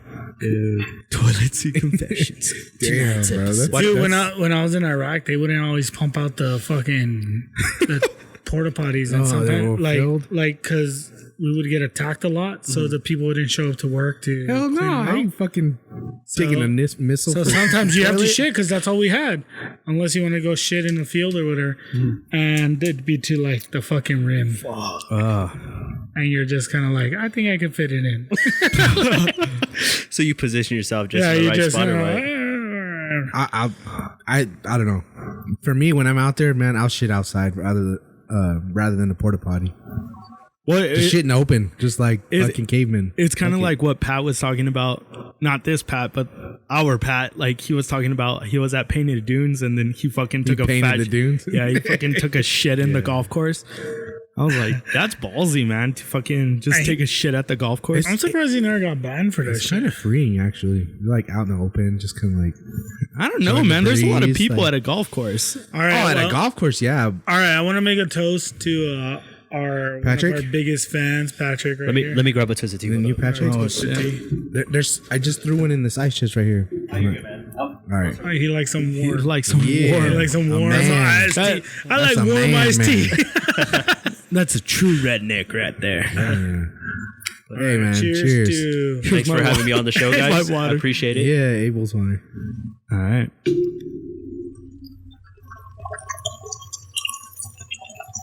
Of course, Peter's fucking beer just. He's training. So I know Peter and Abel kind of know you, but for those of you that, or those out there that don't know you, what's some things about you? What do you like to do? What do you enjoy? What are your hobbies? Man, so I always consider myself a big car guy. Okay. Growing up, I was very fortunate to have a nice vehicle throughout my up until now. So when I was in high school, I was known for my car, and I had a 1988 Mustang GT Fox body. Ooh. And I'm gonna regret saying this, but I sold it and I got a Jeep. That's why I like your Jeep. Dude, did we just become best friends? Because literally the first vehicle I bought after I sold my 89 convertible Mustang Fox body was a Jeep. That's wild. Yeah. Damn. And I actually got the Jeep because like it was a bonding thing between me and my dad. My dad actually had a 2013 50 and I had an 88 Fox body. Okay. And then we went to the wall, and I mean I grew up at the wall and like in the desert and stuff, and we were in a Jeep and my dad's like, I want a Jeep now. So we traded in his Mustang, got a Jeep, and then I sold my Mustang, got a Jeep. So we became like, we just go trailing or whatever we can, take off the tops, go to the cruises through the back roads and whatnot.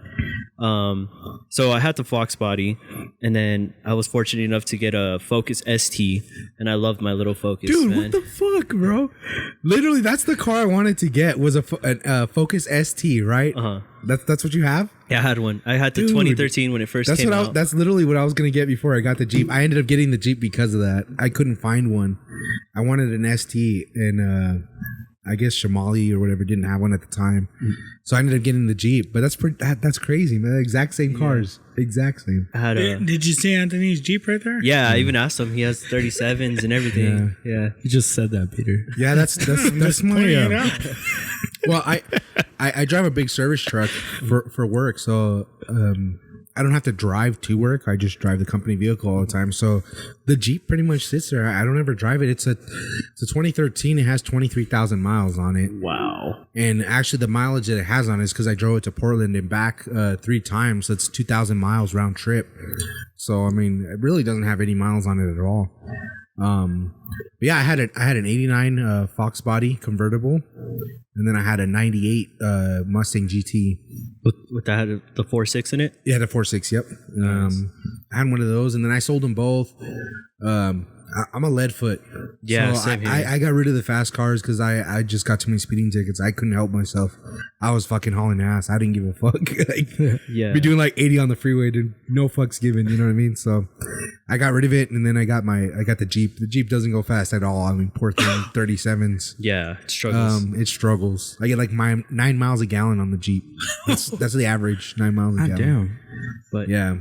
That's awesome, man. That's cool. yeah, and so I had an ST, and I would commute to cruises in my ST. And one day, coming out on I-25, some lady freaking sideswiped me and got in an accident, fender bender, and I was like, fuck. I took it to Ford thinking they're going to replace it with OEM parts, and they still went aftermarket, and it didn't fit the same. Like, the color didn't match, and I was just like, I better get rid of this thing. So I traded it in, got another Focus, a 2015 Focus. It was just a regular SE 5-speed. So I still enjoyed like driving that thing around. And then I traded in my Focus for my Tacoma. I have a 2018 Tacoma, and it's my dream truck. So like I'm set. I don't have to worry about anything anymore. But I have a 2018 Tacoma, and then I have a 1992 Jeep YJ. It has the 2.5. It's a 4-cylinder, but it's torquey. I have 456 gears, a posi rear end. 33s, stuff like that. I only have a 2.5-inch lift, but I don't do too crazy things in it. Just go to the wall and trail. Anthony's got a 2.5-inch lift right now. Yeah, man. That's crazy. He's not gonna be able to stand up for a while. How long have you had it? My YJ? Yeah. Shit. I'm going on 4 or 5 years with it now. Wow. So have you done any trails recently? Lately? You know, the only trail I've really done, like big trail, is from La Union to the wall. Oh wow. Yeah, Okay. that's the only big trail I've done. Other than that, just fuck around at the wall.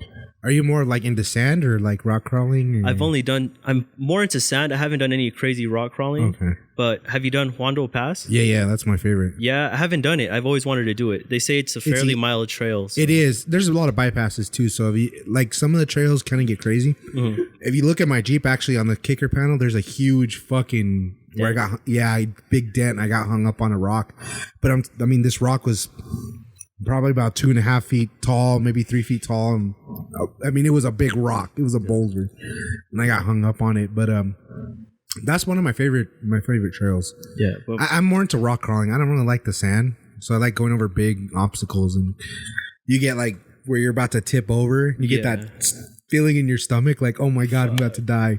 Like I like that adrenaline.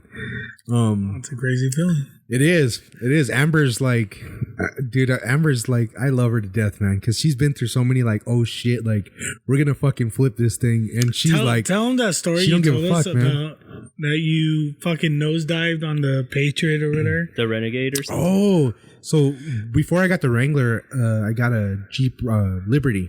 Okay. And it was 2003, maybe, I think. Liberty. And we went out to Red Sands. It was the first day I got it. Me and my wife went out to Red Sands. We drove around. We had a blast, man. Had a lot of fun. We left. The next day, it got really windy that night. And so the next day I ended up taking my brother and my cousin Pat. Actually, Pat was there with me. And they were sitting in the back seat and we took off and we were like, let's go to Red Sands. Took him out there. Well, I don't know if you realize on most of the dunes, when people go over them and stuff, they kind of get rounded out. Right? Yeah. Well, because it had been so windy the night before, the wind, when it goes over those dunes, it makes them into a sharp point, right? So they're not round anymore. The first time I went out there, I went over one of those dunes and I got stuck because I wasn't going fast enough. I got high centered. So I'd have somebody pull me out. So the next time I took my brother and Pat and I'm like, fuck it. I'm gonna floor it this time because I'm not gonna get stuck. Well, there was a point. It wasn't rounded anymore, and I hit that thing going fast. We hit the top, and we got air. I don't know how much air. Probably felt like we were like 20 feet in the air, but probably like 2 feet off the ground. But when we came down, we hit bumper first. Oh, shit. Like straight nosedive first. And like it felt like the Jeep was balancing forever, like on its front bumper. And then it just slowly started to tilt back and we landed on all 4 tires. And we all looked at each other like, holy shit, dude. Because through the windshield, all you could see was the ground. Like we were like balancing nose first, dude. And then finally fell down. And the Jeep started shaking like crazy. So I turned it off. Went to go turn it back on. It turned on normally, no issues. And I took off. But it was crazy because when the Jeep hit, the Jeep was like trembling, dude. Like even the Jeep was like, ow, ow, ow. It got scared. It got scared, bro. And then yeah, man, that was the craziest. Pat, I had a 210 subwoofer box in the back of the Jeep, and so when we hit like that, it actually flew and hit the back seat. So it actually hit behind Pat and my brother. If the seat wasn't there, it probably would have hit the windshield. Like I think it would have flipped over. It wasn't strapped down or anything, you know. So it just boom hit the back seat. Pretty crazy. Yeah, that's actually one thing. In all my vehicles, I've always had like a woofer or something. Yeah. In my Mustang, I had 2 12s with like 1,000-watt amp. In my truck, I have a 10 with a 500-watt amp. In my Jeep, I have another 10 with like a 500-watt amp. But like all the vehicles I've owned, I've also had systems in them. So, and I like doing stuff myself. Yeah, which is cool. Like it's kind of a stress relief. Like it's a pain in the ass when you're in there and you're like, fuck. Like I thought it was gonna take me an hour to do this, and you're like 3 hours in. But I love getting my hands dirty, changing brakes, oil, shit like that. Yeah, my Wrangler, I've never taken to the dealership. It has like free oil changes and shit. Yeah. I'm so anal. I don't trust anybody doing the oil changes, even though they're free, because I know what goes on.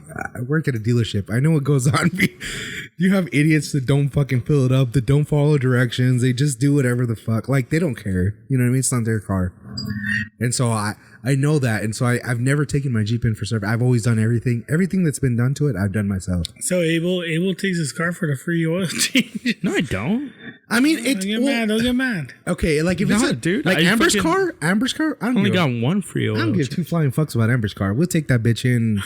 I don't give a fuck. Like that's the grocery getter. You know what I mean? Like I don't care.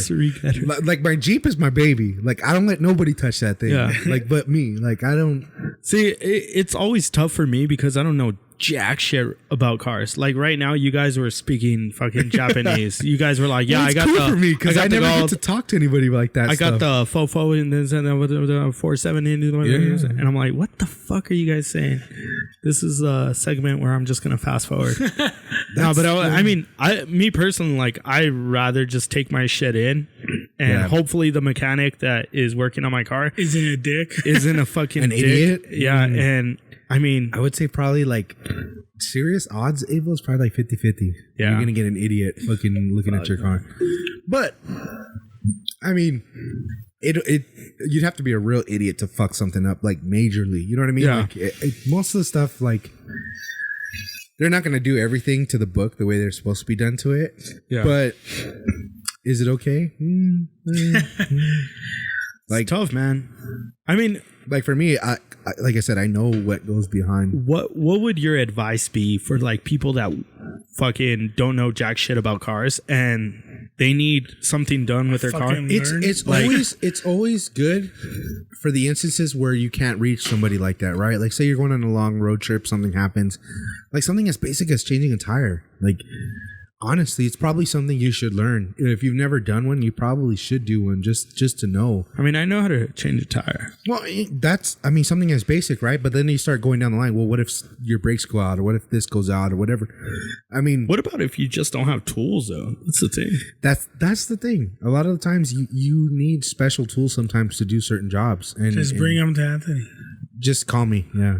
I got like that's what I do. Because he's my Chewy. Because I think I asked this question one time. He's my Chewy. He comes, he fucking starts fixing stuff, and then he growls every now and then. Because just feed me. I'm all right. I asked this question one time, and it's when Little Jay was working on my car. Yeah. And I was we did like, the engine swap. Yeah, I was like, how the fuck did you learn this? And he's like, YouTube.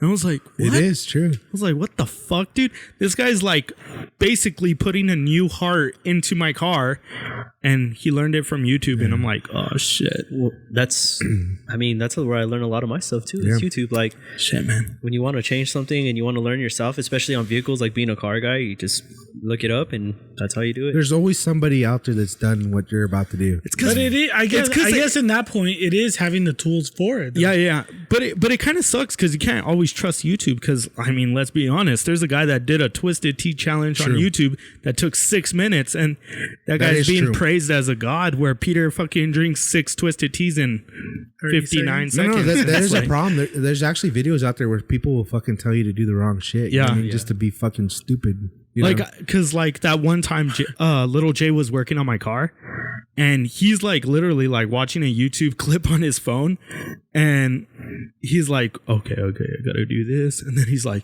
oh, this fucking guy. He said something about some tool, and then Little Jay's like, why would someone? Because the guy said like, if you don't have this tool or whatever, blah blah blah, and then Little Jay's like, why would someone not have this tool? And I'm like, what the fuck, dude? Like, but that's what I'm saying. Like, you can watch YouTube clips, but I mean, if you don't have the fucking tools and stuff, kind of makes it hard. Well, you know what? During this whole COVID thing, I've been doing a lot of house projects. Exactly. And I've been watching YouTube videos. That's the exact reason. How to change out breakers, how to change out yeah. I mean, but then it's like, well, what the fuck? I don't have half this shit that they're talking about. Like they want insulated tools and fucking goggles and. No, I get it. I mean, that's how I became a professional golfer this summer. Like, I've been watching a lot of Rick Shill's fucking.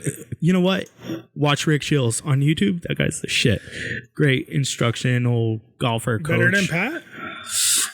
Pat has no videos, man. I mean, you know what? I always text Pat for pointers and stuff, and then he takes like 45 minutes to get back to me, and I'm like, shit, man, I'm already on the... to Bruce Willis. Yeah, no. Like, but Rick Shields always ain't no Bruce Willis. Hey, but that's what I'm saying. That's how I became a professional golfer, because of the Rick Shields videos. Hey, so when Pat comes back, are you going to challenge him? I'm not going to challenge him. I'm going to hopefully be good enough to at least him consider me being on his team. We should all go out. You know, golf is fun. It's fun. Dude, it's super fun. Look at this blister right here. I got it the other day that I was at the driving range. Yeah, no. You know, like, I started getting like... I was hitting the shit out of the ball, though, right, Abel? You're going to laugh. I'm going to smash the but ball it goes the other way. A million times, bro. I'm not a golfer. I probably swung a golf club like... one time, and it was probably like 3 times. It's hard, dude. It's like, hard. And I missed 2 out of the 3. So and Anthony's like, I swung a golf club like 2 times, and it was chasing after a lizard. Yeah. No, my buddy Pat, another Patrick. You golf, Patrick? Me and my buddies got into it like maybe a year or 2 ago. But we're not avid golfers. I mean, we played the front 9 at Ascarate, and that's about it. Oh, okay. Like, we've never done anything crazy. Dude, I fucking totally got into it. Like, when it started, I went to my backyard because I was like, I'm so fucking bored in the house. Like, because, okay, when this COVID started, like, I thought the world was ending. I really thought the world was ending. I was like, well, we're fucked. I mean, this is where I'm gonna fucking spend the rest of my life. And so I went to the backyard and I was like, I'm gonna make a golf course. Started making a golf course and shit. And I was like, I mean, I watch golf on TV, but I'm not a golfer. I think I'm a pretty good athlete, but I was like, okay, and I just had like a 4-iron in my backyard, fucking rusted. And I was like, I'm just gonna hit some balls. Started doing it. I started getting addicted, and then I started like looking up these videos, and I was like, you know what? I'm gonna order shit on Amazon. And I started like ordering shit on Amazon, and dude, I just got into it. I'm like fucking balls deep. Like, I am so into golf. I don't know how people get it like addicted to something, but dude, I don't know. I'm just like so fucking addicted to golf right now. I think it's like fucking very interesting. Like, and that's how it happened with us. Like, one of my buddies was like, oh, I'm gonna play golf. I'm like, this guy like Pichi Fronchi playing golf and thinks he's all cool and shit. So he got into it, and then we went to the driving range. He's like, you guys should play and this and that. So we started off, my girlfriend's dad gave me 2 drivers. So I started off with 2 drivers, and then one of the times I hit the driver and the freaking head just with the ball. It's like, fuck.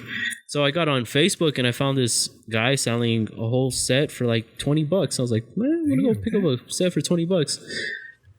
Turns out my buddy went out with me to get the set, and he had 3 sets that he was actually selling, but I only saw 1 post. So we both picked up a set of clubs, and like that weekend we all went golfing, and my other buddy's son got a left-handed set so he can go golfing with us. So like it turned into a cool little thing, but then it's just, it gets hot and you're like, fuck, like, do we want to wake up that early to go to Ascarate? Yeah. But we got into it. I understand, like, when you go balls deep into something, I'm the same way. Like, I'll invest everything I have, or at least reasonably, into what I'm doing. Like, we even started playing poker, just like random stuff. Like, you get into it. But yeah, I'm not the greatest, but I would be so down to go golfing. Like, oh, dude, we should. Like, dude, my brother and I, we went to go. If like it started off, like I'm telling you, I built a fucking golf course in the backyard, and then I just started chipping here and there. Then I bought a net, and then I started going to the driving range, and I was like, hey, I'm hitting pretty good. And I was just watching these videos, and I was like, you know what? I'm just gonna fucking, hopefully I can find a set. And there at Lee Trevino, they had like an iron set. Like, so I was like, oh, I'm gonna buy these irons, and fucking, they were actually pretty good, and it was a great deal. It was only like $80, so I was like, fuck it. And nah, dude, like I've just been buying little things here and there, but it's a fun time. Like, just this past week, we went to Ascarate, and we just played, and there was a part of me that I was nervous because it had been like so long that I have played on a real golf course, and I wouldn't, like, it was Dos Lagos, you know. It was like, how real is that compared to like Pat, for example. Like, Pat loves to play fucking golf. Like, that's what he is going to school for, you know. Yeah. And I don't know, it's just it's really funny that I got so into it, and then the guy that is in love with the sport isn't here, and I'm like, oh man, it's a shame. Because like today was golf on TV. Like, it was the first time there was a tournament in months, a golf tournament, and I was like watching these golfers, but it was so funny because I was like naming the balls that they had, like the balls, the clubs. I was like, oh shit, this guy's sponsored by this. Like, that's how crazy I got. Like, just like, the same way you guys were talking about cars right now. I was like talking about the guy's clubs. I was like, the balls that he's using, the everything. It was like, what the fuck? Like, did I really just fall in love with a sport that I can't afford? Like, and it's a good thing you got me off cars, because I can talk cars like all fucking day. I'm not gonna lie. Like, yeah. Well, these guys aren't car guys, so it's hard for me to have. So what have you been doing during this whole COVID thing? Like, playing games, watching shows? When COVID started, like Abel said, like, you think it's the fucking end what do you of the do world. First of all? I'm actually a teacher with. You don't have to say where, but yeah. Well, I'm an ISS teacher right now. Okay. Yeah. I'm trying to become an actual teacher. No, that's real, dude. There's always going to be troublemakers. Oh, yeah. That's a real. Definitely. You know who was always in ISS? Peter. But yeah, I'm trying to become an actual certified teacher. I have one of my certifications and working on another one. I also have a little side business where I clean pools on the weekend, and like I said, I've been doing that since I was about 14. But once this whole COVID stuff like happened, obviously we started working from home, and I kind of cut cleaning pools because I have a lot of pools on the east side, and that's where the hot spot was. And I was like, nah, I don't want to risk anything. And I just recently started maybe like a week or two ago cleaning pools, and I'm only doing like my super regulars. But I started getting into, I've always been a decent gamer, but me and my buddy started playing Call of Duty Warzone a lot more. And since we're kind of like you guys, we used to meet like on a weekly basis. It would be like every Wednesday or Thursday whenever we could. But since this whole COVID stuff, we just started playing video games a lot more. Like it would be more on the daily, and that's how we'd keep up with each other. We always message each other at least throughout the week a couple times just to see how we're doing, like how you four are. And that's what I kind of liked about your show is I relate to it so much in that sense, because it's like 4 and 5 of you guys that are always together, and that's how I was with my buddies. Like we'd always see each other, go out for a drink, get something to eat, just to catch up to see how we're doing throughout the week. Just to make sure like we're all good. Yeah. Just to say, and that's the way you guys are. That's why I relate to your guys' show so much. And I started listening to you guys a lot more. That's what keeps me going through my pool schedule. Like instead of listening to music, I started listening to you guys. So you guys keep me entertained while I'm working. Nice. But yeah, I guess video games, because I can't afford car parts right now. You know? So what games other than Call of Duty like? Right? Again, Whoa. First of all, Xbox or PlayStation? Xbox. Okay. All right. I'm an Xbox guy. PlayStation. Suck. Yeah. All right. But Call of Duty, of course. I'm a big car guy, so I play a lot of like Need for Speed. Okay. There was some free game on Xbox Live. It was like Rally V4, so I was playing some rally game. You can never go wrong with Grand Theft Auto. Yeah, So- that's always fun. Just stuff like that. So you were talking about like how you grew up in the desert and you like just like the outdoors. You talked about your Jeep and stuff, and I think you said a little bit of like motocross and like these, I don't know, the stuff out there like the quads and shit like that. Extreme sports. So one of the games that Peter and we grew up with, because we hit a phase when we were like a kid. We were like in this extreme sports kind of phase.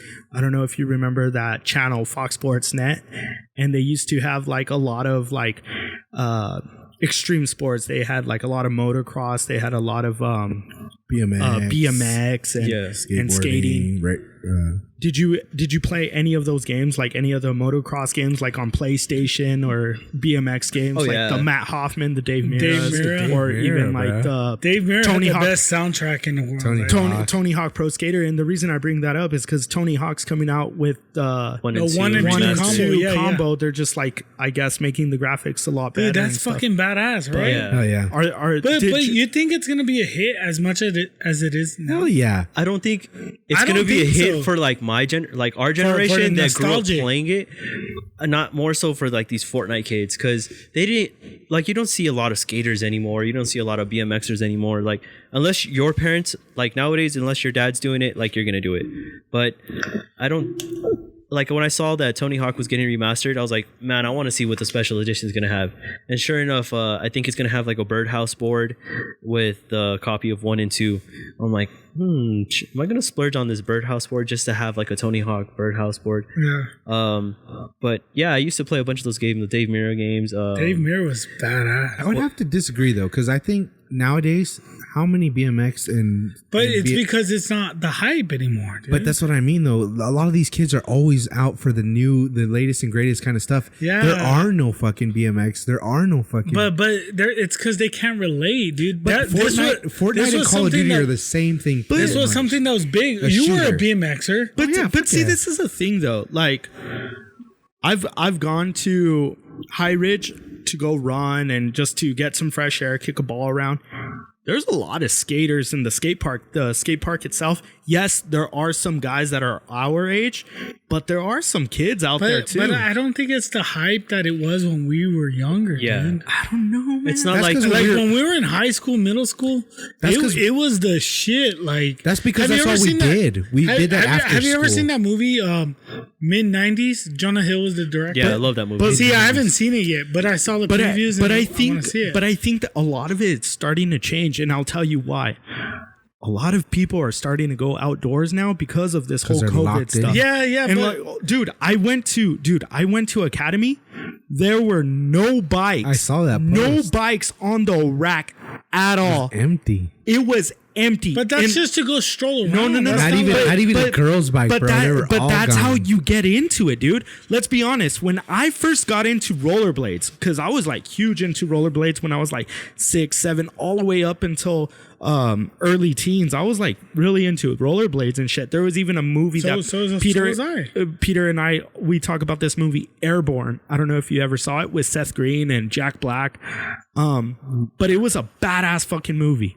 I got into rollerblades with fucking skates.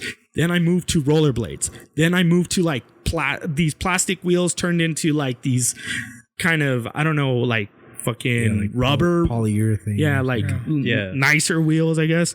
And like you gradually move up. So like right now, people went to Academy to go buy a bike, right? And like Anthony said, there were no girl bikes either. And you start off with a mongoose, a Huffy, or a Schwinn, or whatever. And the more you ride, the more you want to increase. Like just the same way I talked about golf. Like I started off with a rusty ass club. Then I moved up to these Cobras that I'm using now. And now I'm like on Amazon. What else do I get? What else do I get? And that's how kids are going to be. That's the way I see it. See, I'll argue that the fact that there's no bikes on the racks means that families are going out together. Not saying that's a bad thing, but I'm just saying, like, when we used to ride bikes, it was us and our friends. We would build ramps. We would do... Dude, but you always did. we would push the limits. These people are riding with their parents. Yeah, but you gotta adapt your... No, you're when wrong. did mom and dad ever ride a bike with us? No, hold on. You're wrong. What I'm saying is you gotta dab your toe in the Hold water, on. right? You're wrong You get there. that taste of it, and you're like, whoa, shit, what else can I do with this? You're wrong there because, like, I'm telling you, I run every single day, and I'm being serious. But do you see kids riding yes, ramps I do. and shit? Yes or no, Chris?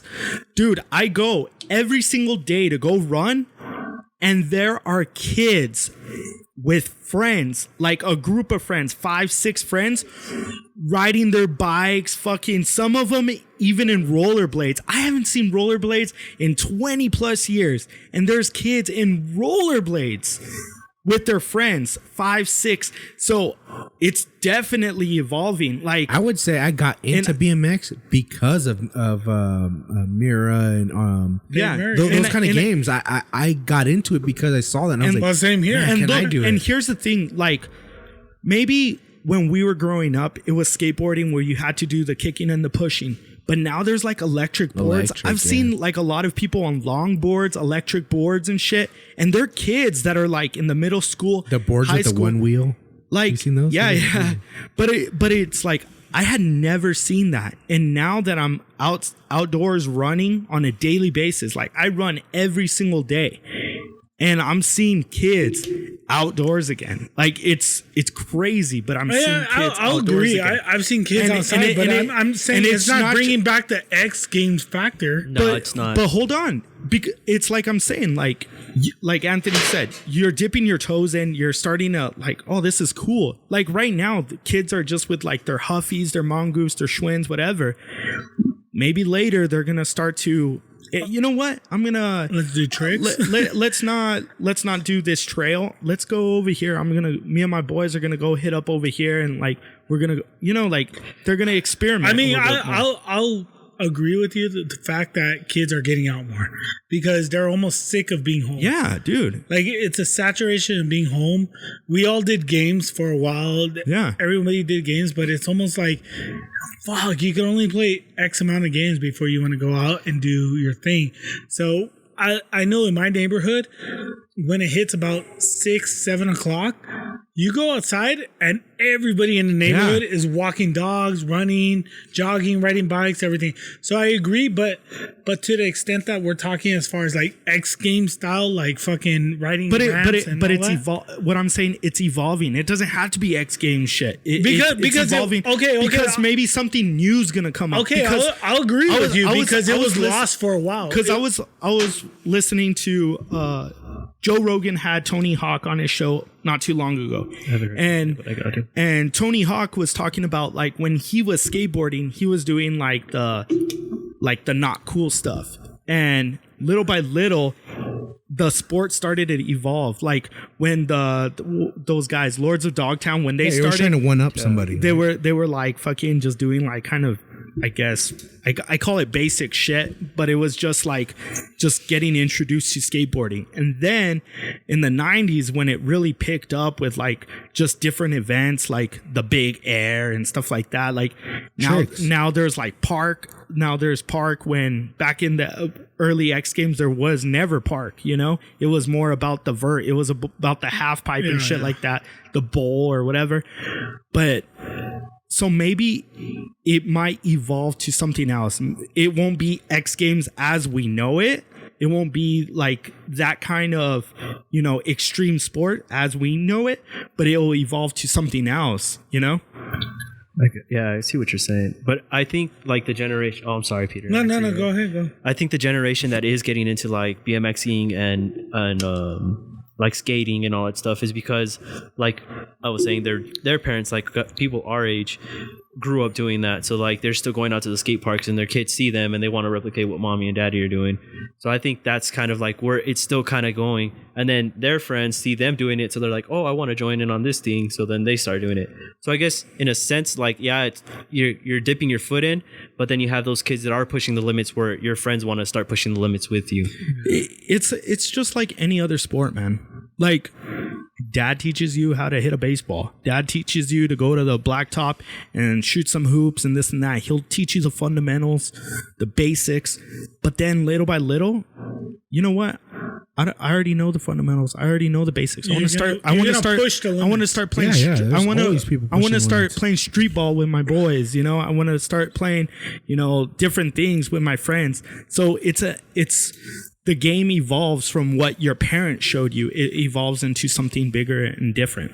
Hey, so we're talking about skating and some of the games and all, but remember that old school game, Skate or Die? Yeah, dude, that Nintendo game was one of the best fucking games by far. And I know Patrick was talking about Call of Duty and all, and I wanted to get into gaming because it's something that we haven't talked about too much as far as like where we're at. I mean, we talked about Grand Theft Auto, we talked about Call of Duty, Grand Theft Auto. We talked about the new Tony Hawk, but I want to talk about mobile gaming.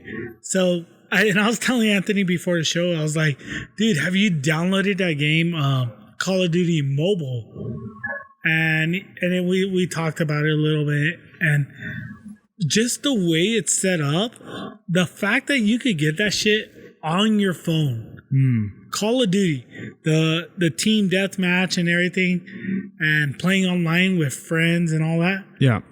It's fucking nuts because the graphics are pretty good. The controls aren't too bad. I mean, they're a little bit difficult. You got to get used to it, obviously. So it's free? It's free, dude. You know what they need to come up with? What's up? Something that you plug your phone into that mimics a controller. No, but... So you push the same button. Oh, yeah. Like where you have a controller. Yeah. Like you use the screen as Yeah.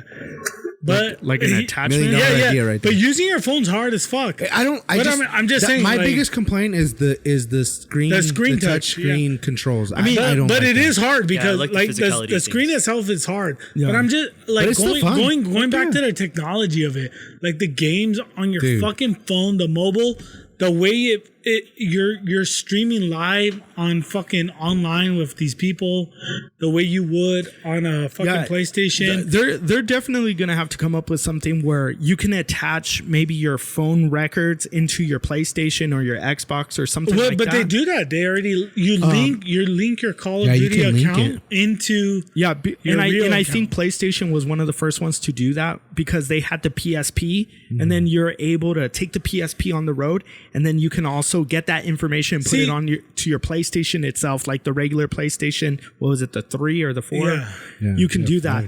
But then Nintendo DS, was it the DS that did that too? Like, it was the Switch. Oh, Switch. Switch. Sorry, Switch. that where you can be playing and then you just hook it up to your Dude, that actual thing's like badass. See, so but like those things you know what's funny they're is, kind of doing that. So I think there's going to be a new system to come out. Maybe like a, I don't know, like an iPhone's going to get into the gaming business, like an iPhone it'd be cool, or yeah. Samsung or some shit like that.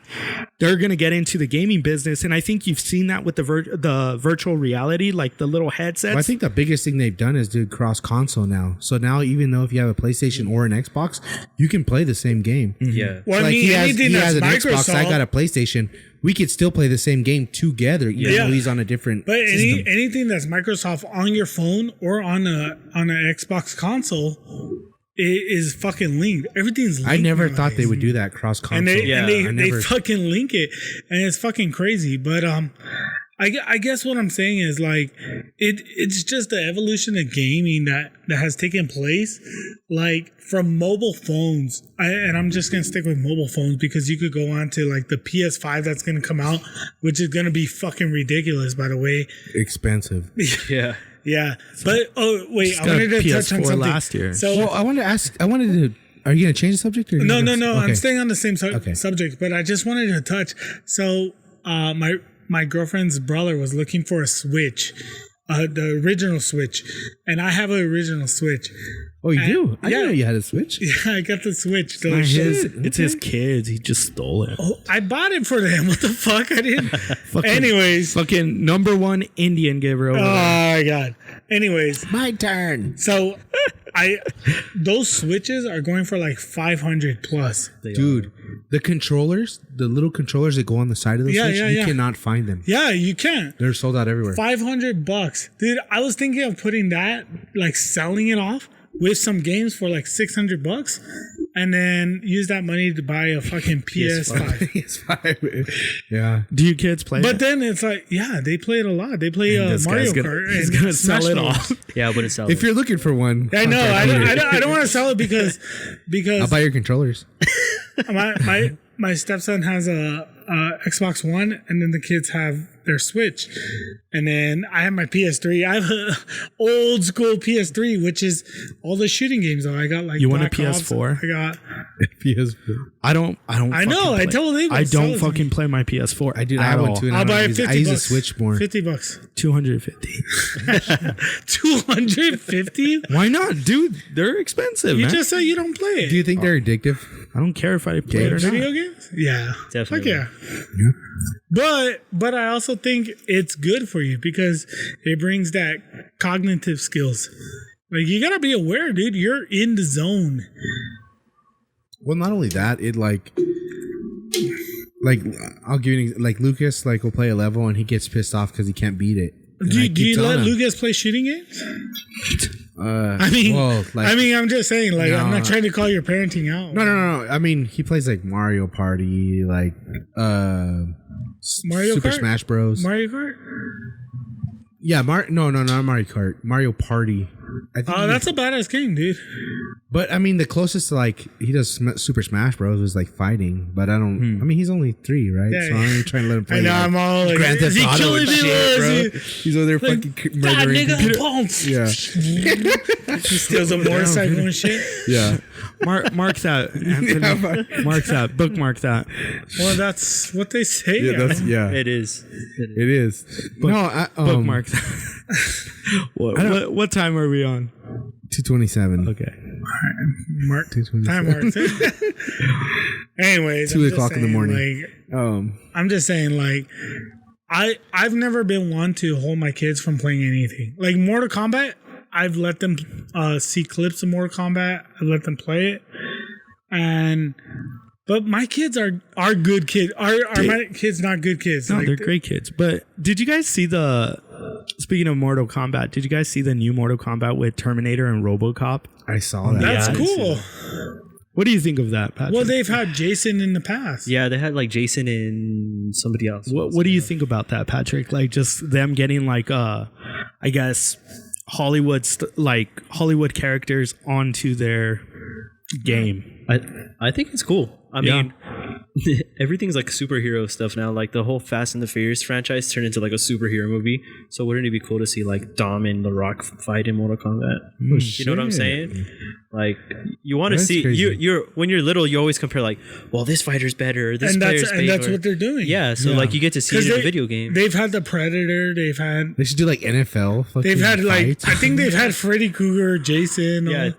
Like so, NFL you want to see deathmatch. these people that you always say like, oh, Freddy Krueger is better than Jason. Well, let's fucking play Mortal Kombat and see. Yeah. Well, dude, that's like Super Smash Bros. Right on. Yeah, Super They Smash. have, they have Sonic. They Sonic have the like Hedgehog, they have hundreds of Pokemon. They have Snake. Don't they have Snake Mega Man? from Metal Gear Solid? Yeah, He's yeah, on they Super do. Smash Metal Bros. Gear Solid was a shit. I was like, what That the was fuck? a How does badass. Sony let them get that? But Do you guys It's because they bought them cool. out. And It's Nintendo cool, is though. fucking do you guys top remember dog. playing Metal Gear Solid? It's like, pink. The demo. Yeah, Because you know how in the how box? PlayStation used to have the demos, remember? yeah, yeah. And The it little was demo like 10. discs? Yeah, it was like Yeah. 10 games, and so I would always play Metal Gear Solid just the demo, and I would get like up to the point where certain point, yeah. where it ends and shit, and like when I finally got to play the actual game, I was like, what? Like it was the coolest fucking thing. I was like, there's more. Abel, we wouldn't even buy the games. Like we had demos, so we fucking we're stacked on demos. Like we had multiple demos. Yeah. we played Spyro. We played Spyro is cool. fucking Can I make a Metal confession? Gear Solid. We played Armored Core. Remember Yeah. Armored Core? Armored Core. Dude, we played so many games just because of the demos. What's your Dude. confession, Anthony? I used to go to like where Rainbow they had the Six. magazine, like PlayStation magazine, and they used to have the demos in the magazine. Yeah. And you just fucking yank the demo out of the magazine and fucking. Oh, you book fucking it. thief, You're- man. I was Anthony- poor, bro. Anthony's- Patrick's, poor, bro. Patrick's over here like, Come on, man. fuck, man, I would always buy that was poor. magazine And and there it was no never game. came with the demo. Fucking Anthony, you son of a bitch. Nah. Remember Rainbow Six? Rainbow Six was the shit. That was cool. Rainbow Six was good. It was badass. What I Using did the used to do shotgun. though is there was a time where, and it was just recently, not like too long ago, Need for Speed had the run out, and Best Buy would had the game, like the full fucking game. So me and my buddy, like we'd go to UTEP, and then after UTEP, like we'd stop at Best Buy and play. So we got a snow day one day. We fucking went to Best Buy and spent like almost the whole day on there trying to pass the whole game. I think you start off like in 100th place, and we ended up like in 30th. That's how long we were in the store playing the game. God damn. Yeah, At Best Buy? at Best Buy. Gran Turismo used to have those 24-hour races. Oh, like Do you remember the like, endurance races? Yeah. Oh my god, me and my buddy would spend all fucking day playing that. It was like a Like you would have to 250 swap out? It was like a 250 lap like shit. fucking race, Yeah. bro. Like 24 hours literally. We would take turns. Gran Turismo's ahead Yeah, of dude, its this time. shit was crazy, bro. I'm all hopped up on Mountain Dew. Hell yeah, bro. We used to kick out Code Red, up, baby. Chip. Code Red. Code Red was the shit. Yeah, man. Code Red. Dude, yeah, bro. That was 90% sugar. Yeah, Dude, game fuel, bro. Do you remember the fucking like seeing like the basketball commercials and it was like always like Code Red? Like, yeah. I was like, fuck yeah, dude, I'm gonna go get some Code Red. Can you even buy Code Red? I haven't seen Code Red in forever. Because Yeah, it's you can illegal still get in fucking 90 countries. Have you ever seen How I Met Your Mother? Tantrum. Tantrum.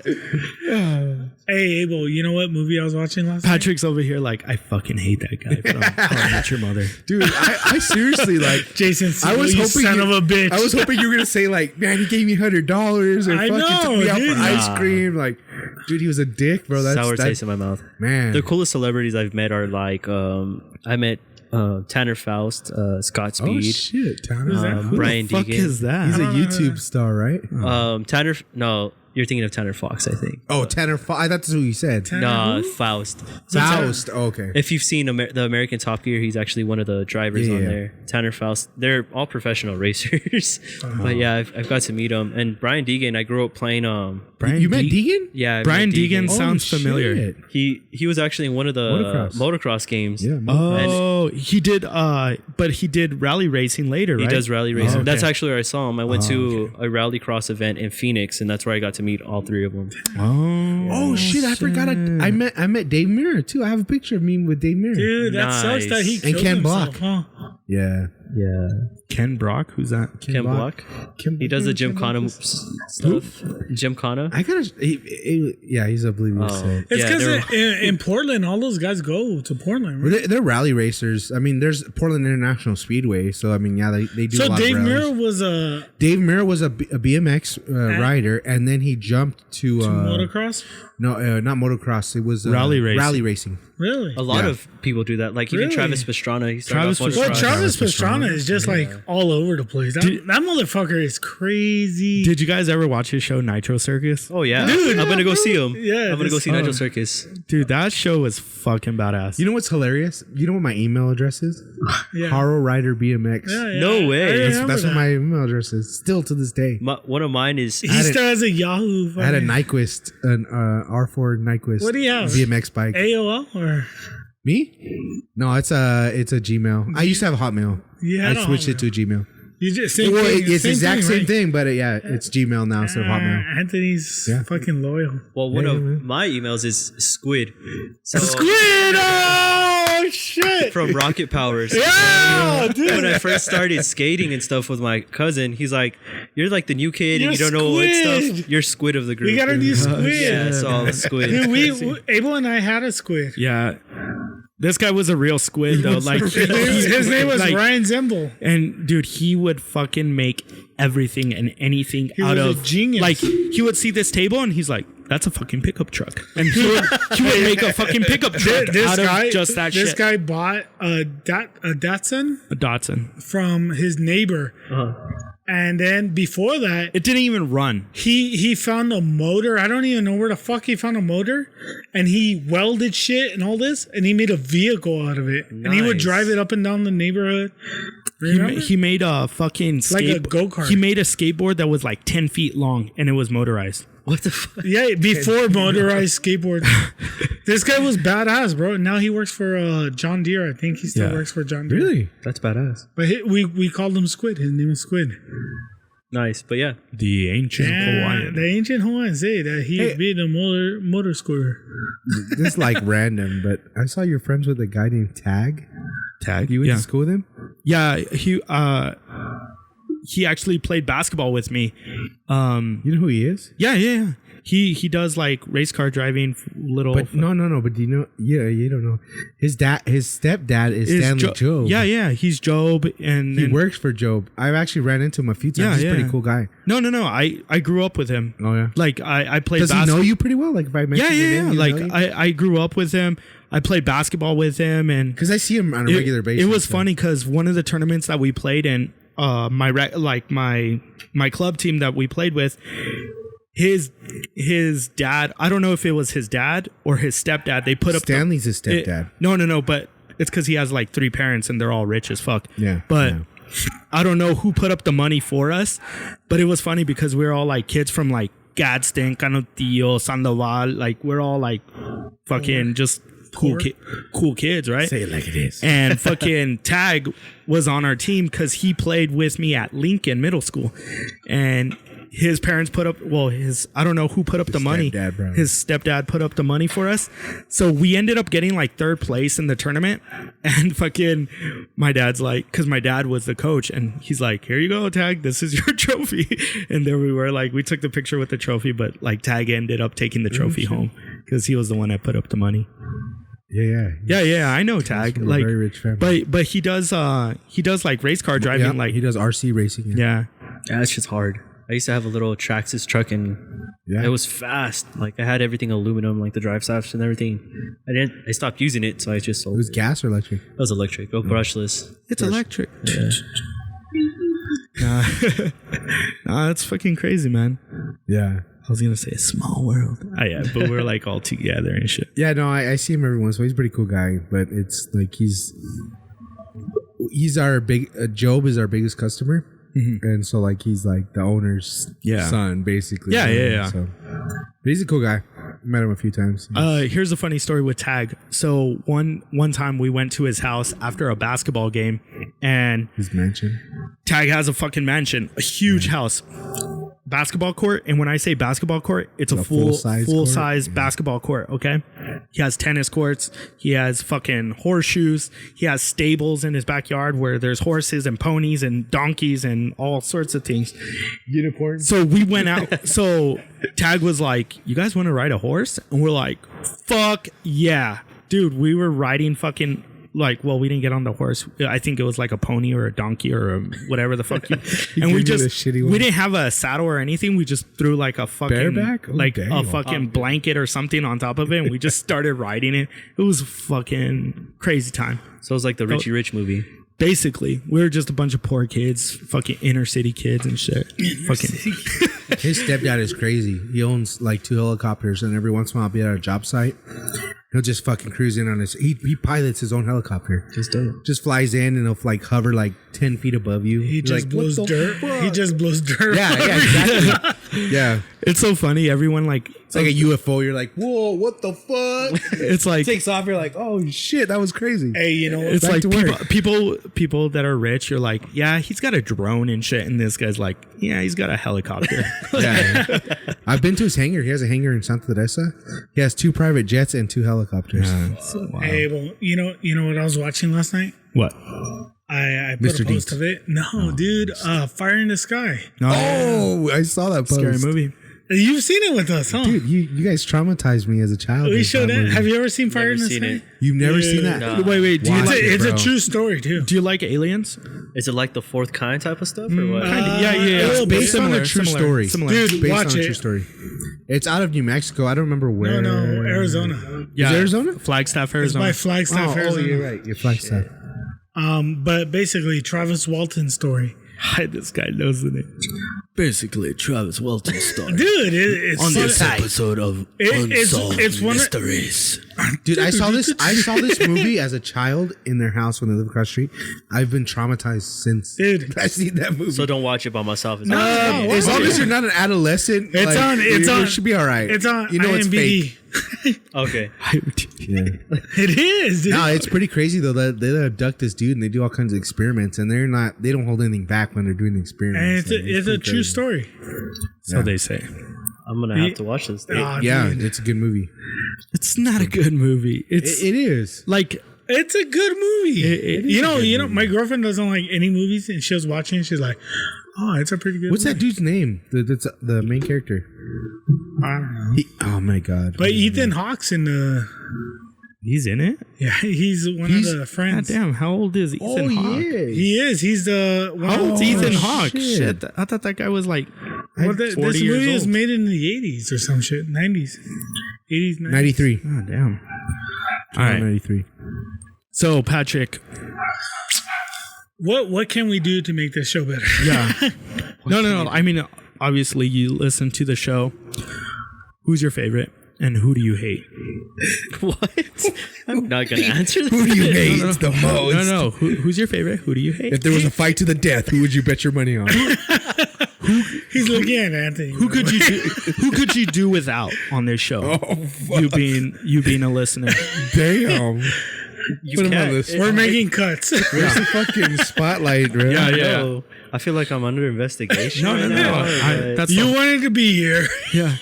So on a light note, who would you rather die? who should we get rid of is the question. You can't get rid of anybody. Yeah, good answer. Good. No, you really can't though, because then it wouldn't be the middle's open. You should say Abel just because you asked that question. I'm gonna be honest. Like you can't. You really can't. Yeah, man. It's us, bro. I think you could. Damn. Why are you looking at me, Dick? I'm looking straight ahead. At me? I'm not saying any names or anything. I think you can.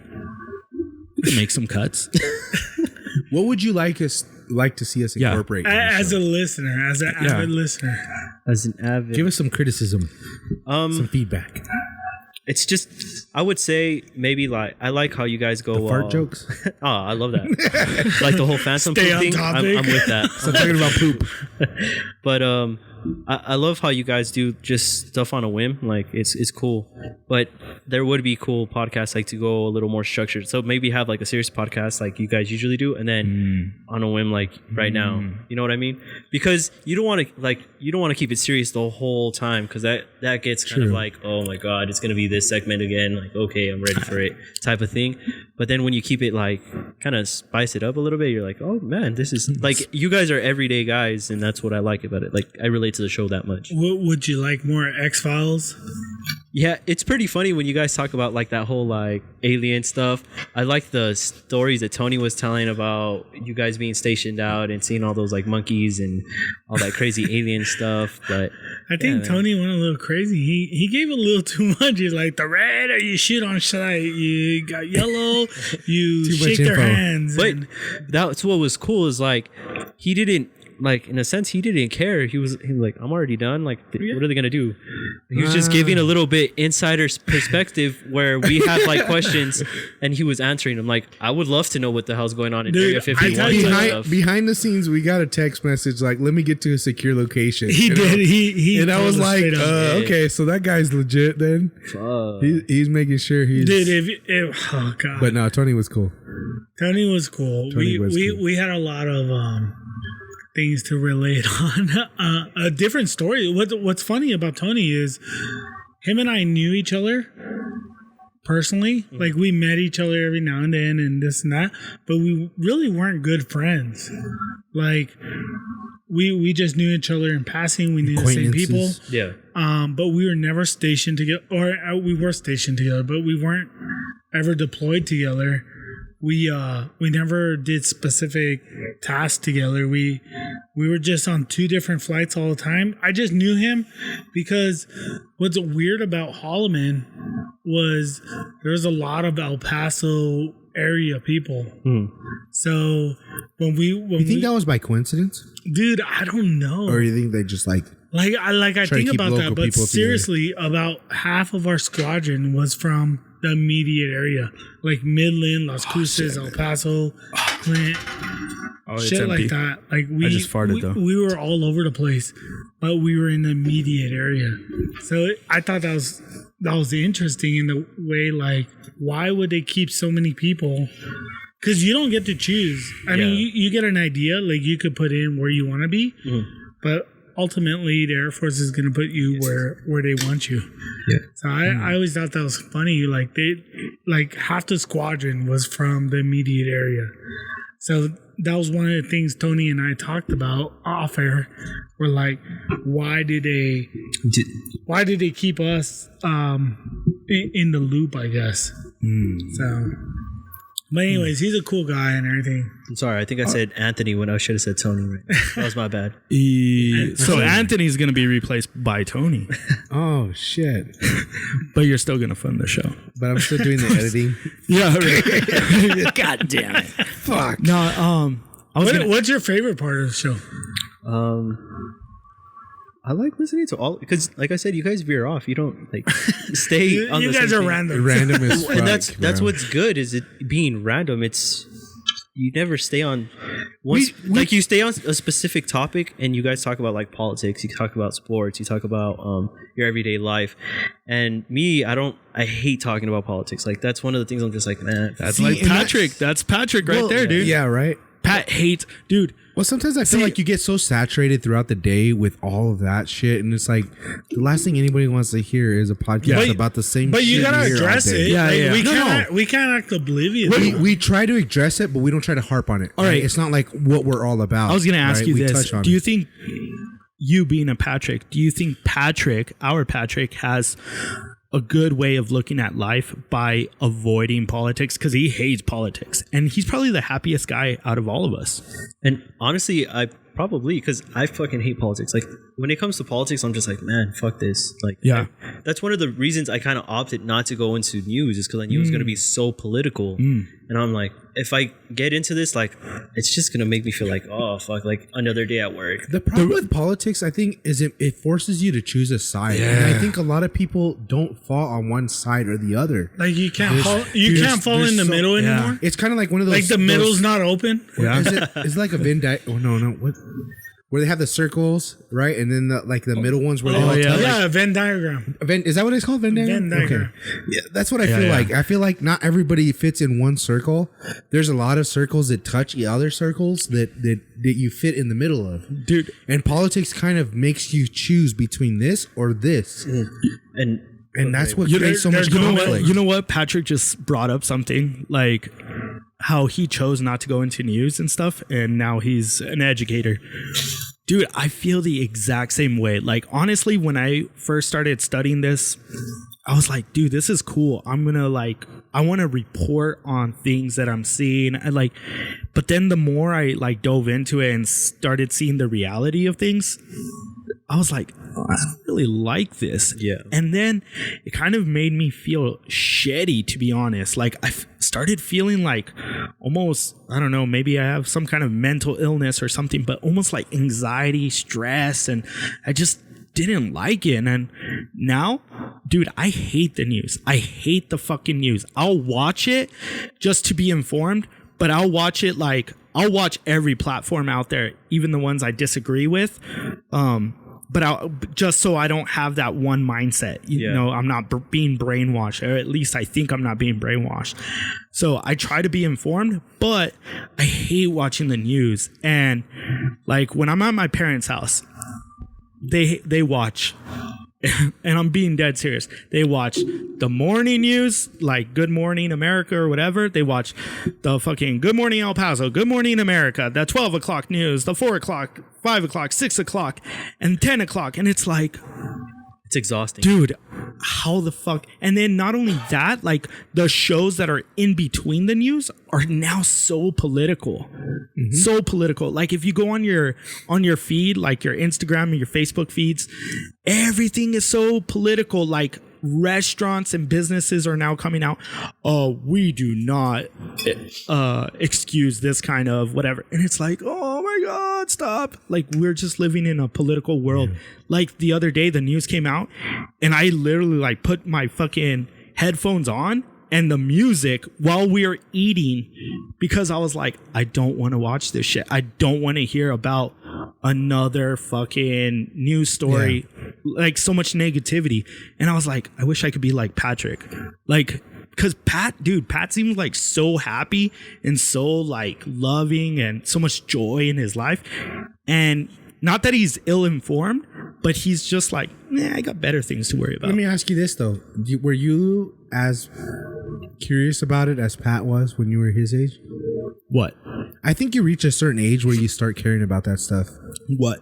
Just the news, politics. You know what I mean? Like, I think when you're younger, you're just so focused on your own fucking life and what direction you're going to go to. I've always been interested in it. Because I can tell you, like, from a very young age, like, I always knew, like, again, my dad, he's always watched the news. And he's my dad's the most unpolitical person. He's always watched the news, and he's always listened to talk radio. And I think that's why I like podcasts so much, and that's why I like talk radio. Me personally, like, if I'm driving in a car, I rarely listen to music. Like the music I listen to is from like shit I was in high school, you know? Oh yeah. Like middle school. Well, dude, it's totally what do you listen to? I listen to 690 AM all the fucking day. But I rarely listen to music. The stuff I listen to are podcasts. Like I brought up Joe Rogan.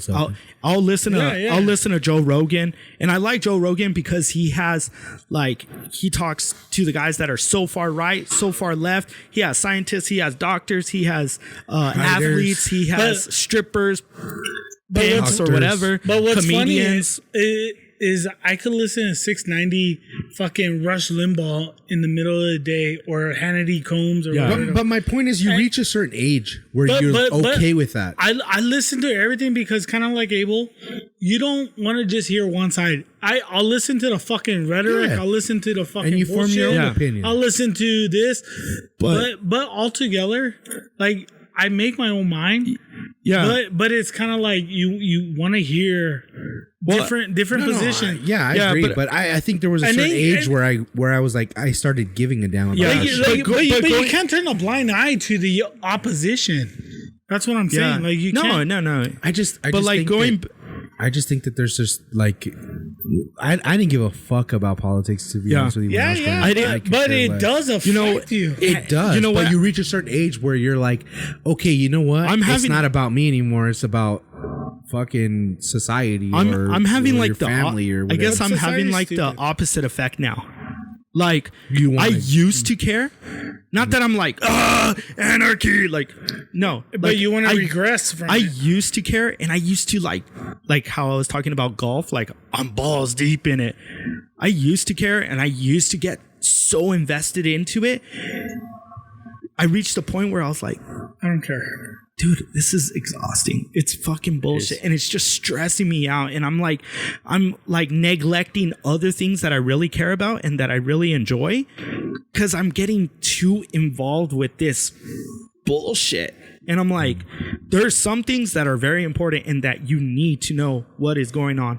But there is so much shit that you don't need to even talk about. Even fucking, you shouldn't fool around with that stuff because it's going to fucking make you feel horrible. You start And, arguing like, about somebody else's opinion. Well, did you hear what so and so yeah, said? like you're not And even it's like, you're not even arguing. what your You're not point- even you're not even talking about what took place. You're talking about what so and so said. Did you about hear that. about? Yeah, you're just. Did you hear about what so and so said? You're Oh my regressing. God. You're regurgitating. Yeah. You're regurgitating It's because you're information listening. that you It's already because you're heard. listening to the talking heads. Yeah, It's like what I was you're, telling You're not Tony. using your own brain. You're regurgitating what others have said. Like And if it's- somebody wants to quote me, well, and then they're regurgitating what I'm saying. Well, Peter said. Did you hear what Peter said? Did you on hear the what he That's said Open? on the middle's open Oh after he my chugged God. fucking 5 twisted He's teas? drunk. I don't know. I'm just trying to find a way to like. Cheers to I'm Pat. trying to find a way to like regress, just move back and like. Not that I don't. I'm Not waiting that for I don't Pat care. to become a PGA fucking. Dude, I just Golfers, wish so I wish we they could- would get away with the parties and just have it be you vote on this person. Doesn't But- matter if he's Democrat. but you know what? It'll never Republican, work. I know that won't It's ever a work. two-party system, dude. I know, but it's just like you kind of get thrown into a category one way or the other, right? And I think that's what makes people hesitant to voice their opinion because they don't want to be grouped in with a certain. But faction or- even though it's a two-party system, you could still flop back and forth. That's the thing that people. It's like teams, though. It's like NFL, right? You're forced to pick between this person or that person rather than vote for the player. Hey, I urge Right? Like I like Von Miller. I fucking hate the Broncos. All right. But Von I Miller's urge a everyone fucking to G, watch bro. Homeland, and then season 7 at the end. All right, I feel like we could talk about this nonsense For real. forever. So Let's end I'm gonna a lighter I'm gonna note, end lighter on note. this. Lighter note. So Patrick's obviously our guest for today, and he's one of the guys that listens to our show. He enjoys it, so he says he enjoys it. I enjoy it, believe me. But who is a guest that you want to see on? Because we have our opinions and our thoughts of the show and where we should take it. But who do you being a listener, who do you want to see us interview or just have on the show and just shoot the shit with? Pick their brain type thing. Yeah, just Anyone. who would you want to hear from?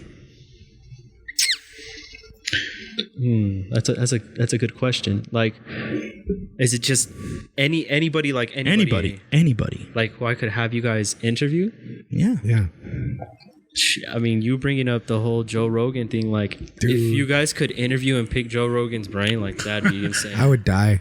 I would. So I think we'd close the show. if we get Joe Rogan on this show, do we do mushrooms with him? Yes, Bro, you I'm- have to. I'm doing whatever he's passing me. I would do any hallucinogenic Whatever he's with Joe passing me. Rogan. We lick a frog or something. and we If just- Joe Rogan said, "I'll be on your show only if you take shrooms with me," I would do it. Because Yeah. if you Throw 'em listen on to my the pizza, Joe bro. Rogan experience, like you listen to him you talk do to it. like Elon Fuck Musk yeah, or bro. you like Tony Hawk. Yeah. That guy is so knowledgeable in so many things. He's a Like, smart guy. It's Cool, bro. scary. Isn't it weird that he became like almost like the voice of reason? Like I said, he has guys on his show. He can talk to anybody, and he makes it so interesting for the hour and a half to Dude, 3.5 he's a hours. god, bro. He just makes that person sound so fucking like And It's crazy, man. It's because he's a good interviewer. I've never heard someone do what he's been able to do with just a wide variety of A wide guests. variety. All right, here's our challenge. We send Joe Rogan a fucking honest to God, like, hey, we're average Americans, and we want to interview you on our fucking. We got a podcast. Pacific Islander. We got a Pacific Samoan. Islander. We got have fucking Pat filling in. He's an immigrant filling in for another immigrant. No, we have a Pacific Islander. Patrick in Idaho's a native. I know. Peter is Drinker. Is that all I am to you? A badass drinker. God damn it, Bernice. someone tested positive for a beaver tranquilizer.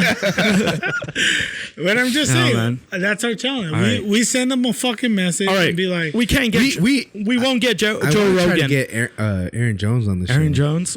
That'd be pretty cool. Jennifer Hahn. Actually, I sent her a message not too long ago, and her remember Roman, the guy Roman answered me. Roman Reigns. And he's her marketing manager or something, and she's cool. She's a fucking world champ, dude. All right. And Dude, then we had some shit going down before this COVID. and then I got Chef Rulies that wants to challenge you. Yeah. Which where are we at? Are you ready? Yeah, he's down. all ready, dude. Down, fucking. So next week? I mean, that's next ready week's for show. next week? Are you ready? I mean, I'll be ready. All right. because last week you were like, give me 2 weeks. Maybe we can have a guest. You'll be our Hey, judge. don't start yelling. I am the drinker on the show. Shut up, Bill. Am I spiking? Shut up, Bill. Anyways, you want to be a judge? Yeah, you can be a judge on our show. You and your girlfriend All you can gotta be do our is judge. sit there and eat some fucking ribs. Yo, man, if this is on Sunday, I'm down. All right. Sunday. Sunday, I'll Sunday send him a showdown. message. Are we doing ribs? Is that what we're doing? Ribs. And And I'm like a true unbiased Can opinion he use because your I've never had grill, or Anthony's he cooking. has to bring his he own can use shit? his grill. I can use whatever. Let's send All him- right. Let's send him a message right now. Let's wrap this motherfucker up. Oh shit. Yeah. Shit got real. You guys done? Is there anything you want to talk about? Yeah. Really quick. I A mean, plug, like your family's business, Yeah. I mean, anything. just shout out to you guys for having me on. I've been listening since like day one when I saw Abel put the Hell yeah. podcast on there. Hell yeah. Appreciate it. Man. The whole Phantom Ghost days, the Phantom Poop days. Oh. Yeah, Oh yeah. yeah, Damn. that was That's a good true one. listener. Taking right it there. way back. I mean, my mom's gonna probably be listening to this episode. So what up, mom? Shout out to your mom. Man. Yeah. And I don't know if my girlfriend will listen to this. sorry She'll for probably the- have a ball listening to our shit talk. I'm sorry about the shit talk, but No. it needs to be said sometimes. Patrick was the one that brought it up. So, If ain't nobody gonna say it, we're gonna say it. yeah. But no, yeah, just thanks for having me on. It'd be cool to do it again. Yeah. fuck Fuck See what yeah. we can It talk was- about. It was super fun, man. It Because it was a I wish different other voice. Pat could have been on. Yeah, you would have enjoyed our Dude. sexy Pat. When you meet Pat, like he's one of the coolest guys. So you guys would hit it off. Yeah. honestly. Sweet. I wouldn't doubt it. He does the other Patrick's proud. Yeah. Yeah. I'm glad. All right, man. But oh yeah, as far as for your guys' taco question, Oh shit! Look at this guy. That's a real listener. That's a real listener. We Yes, forgot about real it, and talk, he was like, real talk. "Yo, dude, I brought the taco information." if you guys haven't gone, go to Sukasa and get chicken tacos. Oh shit! Where's that at? Where's that at? It's on. I want to say Yandel. Okay. Yandel. And I can't Damn, remember. that's the a cross new one. streets. We haven't heard it. Sukasa. Yeah, it's bomb chicken tacos. What kind of salsa do you put on it? You know what? I can't eat salsa, man. Ah, You have like a- me, bro? I have a pepper intolerance. Like, Okay. You get heartburn like crazy? Or what? All right. But you more know, than heartburn. But yeah, so Dude, watch. Me too, bro. So we'll I'm do the same this. way. We'll get some tacos. We'll get we some get all salsa. upset. Well, I'm the same no. way. So I'm- we'll get like hey, red real salsa, talk. green salsa, and then we'll just get the Patrick in the middle salsa. Like no salsa, and then just eat them like that. usually what I do is I do like Spanish sauce. Since it's more tomato based. Okay. okay. Sounds good. Sounds good. Damn. Sounds kind of weak, but it's good. That's all right, bro. I'm cool with that. Yeah, isn't yeah, it funny when like 20-30 guys, guys hey, you know out. what? Hold on. Isn't it funny when like guys question someone when they can't eat like something that's hot? They're like, "Oh, you ain't a man. Bro, you don't got the balls I to can't eat either. that." Say something to me. No. pussy. Oh, that's what I thought. Hey, we gotta take a picture, the four of us, and then Chris got to take it, but it's like the evolution. Oh shit! I'm the last one then. Huh? So what? You're like I'm the final form. You're the gorilla. The final form. The final form? It's like No, you're the the first one. No, you're the one that's dragging stuff. Oh shit! You're dragging your knuckles. I'm the beginning. Oh fuck! All right, man. So I think we're done here. I'm gonna have to take off, guys. Oh shit! Yeah, Yeah. yeah. Well, Oh, there's a bee. There's a bee. It hit the camera. It was Yeah. it's a June Oh no, bug. no, it's a It's June live. bug. Bumblebee to know. Obviously, I don't know my insects and shit. There was Yeah. a lizard up there, though. there Did you see was. it? He visited us. Yeah, dude, we saw one a couple of weeks ago, right? Yeah. Anthony? Our friends. Good back. luck. Gordon Gecko. Coming to clean up after the show. Hell yeah, man. All right, so this was a good one, guys. Yeah, yeah. Shout out. I like Shout it. out, Fun. Patrick. Thank you for coming. Thank you, for having me Patrick. Appreciate it, man. Yeah, Anytime. it's always nice to have someone looking like me on the show. I do want to ask you, the shirt. I'm gonna give it to you. Are you sure? No man? charge. Nah, man. I gotta The only support thing the I, cause. the only thing I ask is that you take a picture of you wearing it. Oh, yeah, and we Right? gotta put Most it up. definitely. Yeah, The only thing I ask. but like you cleaning pools, Something, wearing it, something. Be like- Chugging a beer. yeah, chugging a beer, cleaning a pool, Off roading, whatever it is. Just take a picture. putting one of your kids in ISS, being like, yeah, Yeah, like, yeah, something. you know, something. All right. Yeah, yeah. I It's yours. appreciate it. I really do Yeah, yeah. appreciate Oh, that. yeah. For real. All right, Thank guys. you for coming. Hell yeah, we done? I think we're done. Peter, you got anything else to close? Oh, we're done. Peter's already on Yeah, his Peter's phone. done. We're done. All right, this was The Middle's Open. Trying to do a motherfucking podcast in here, shit.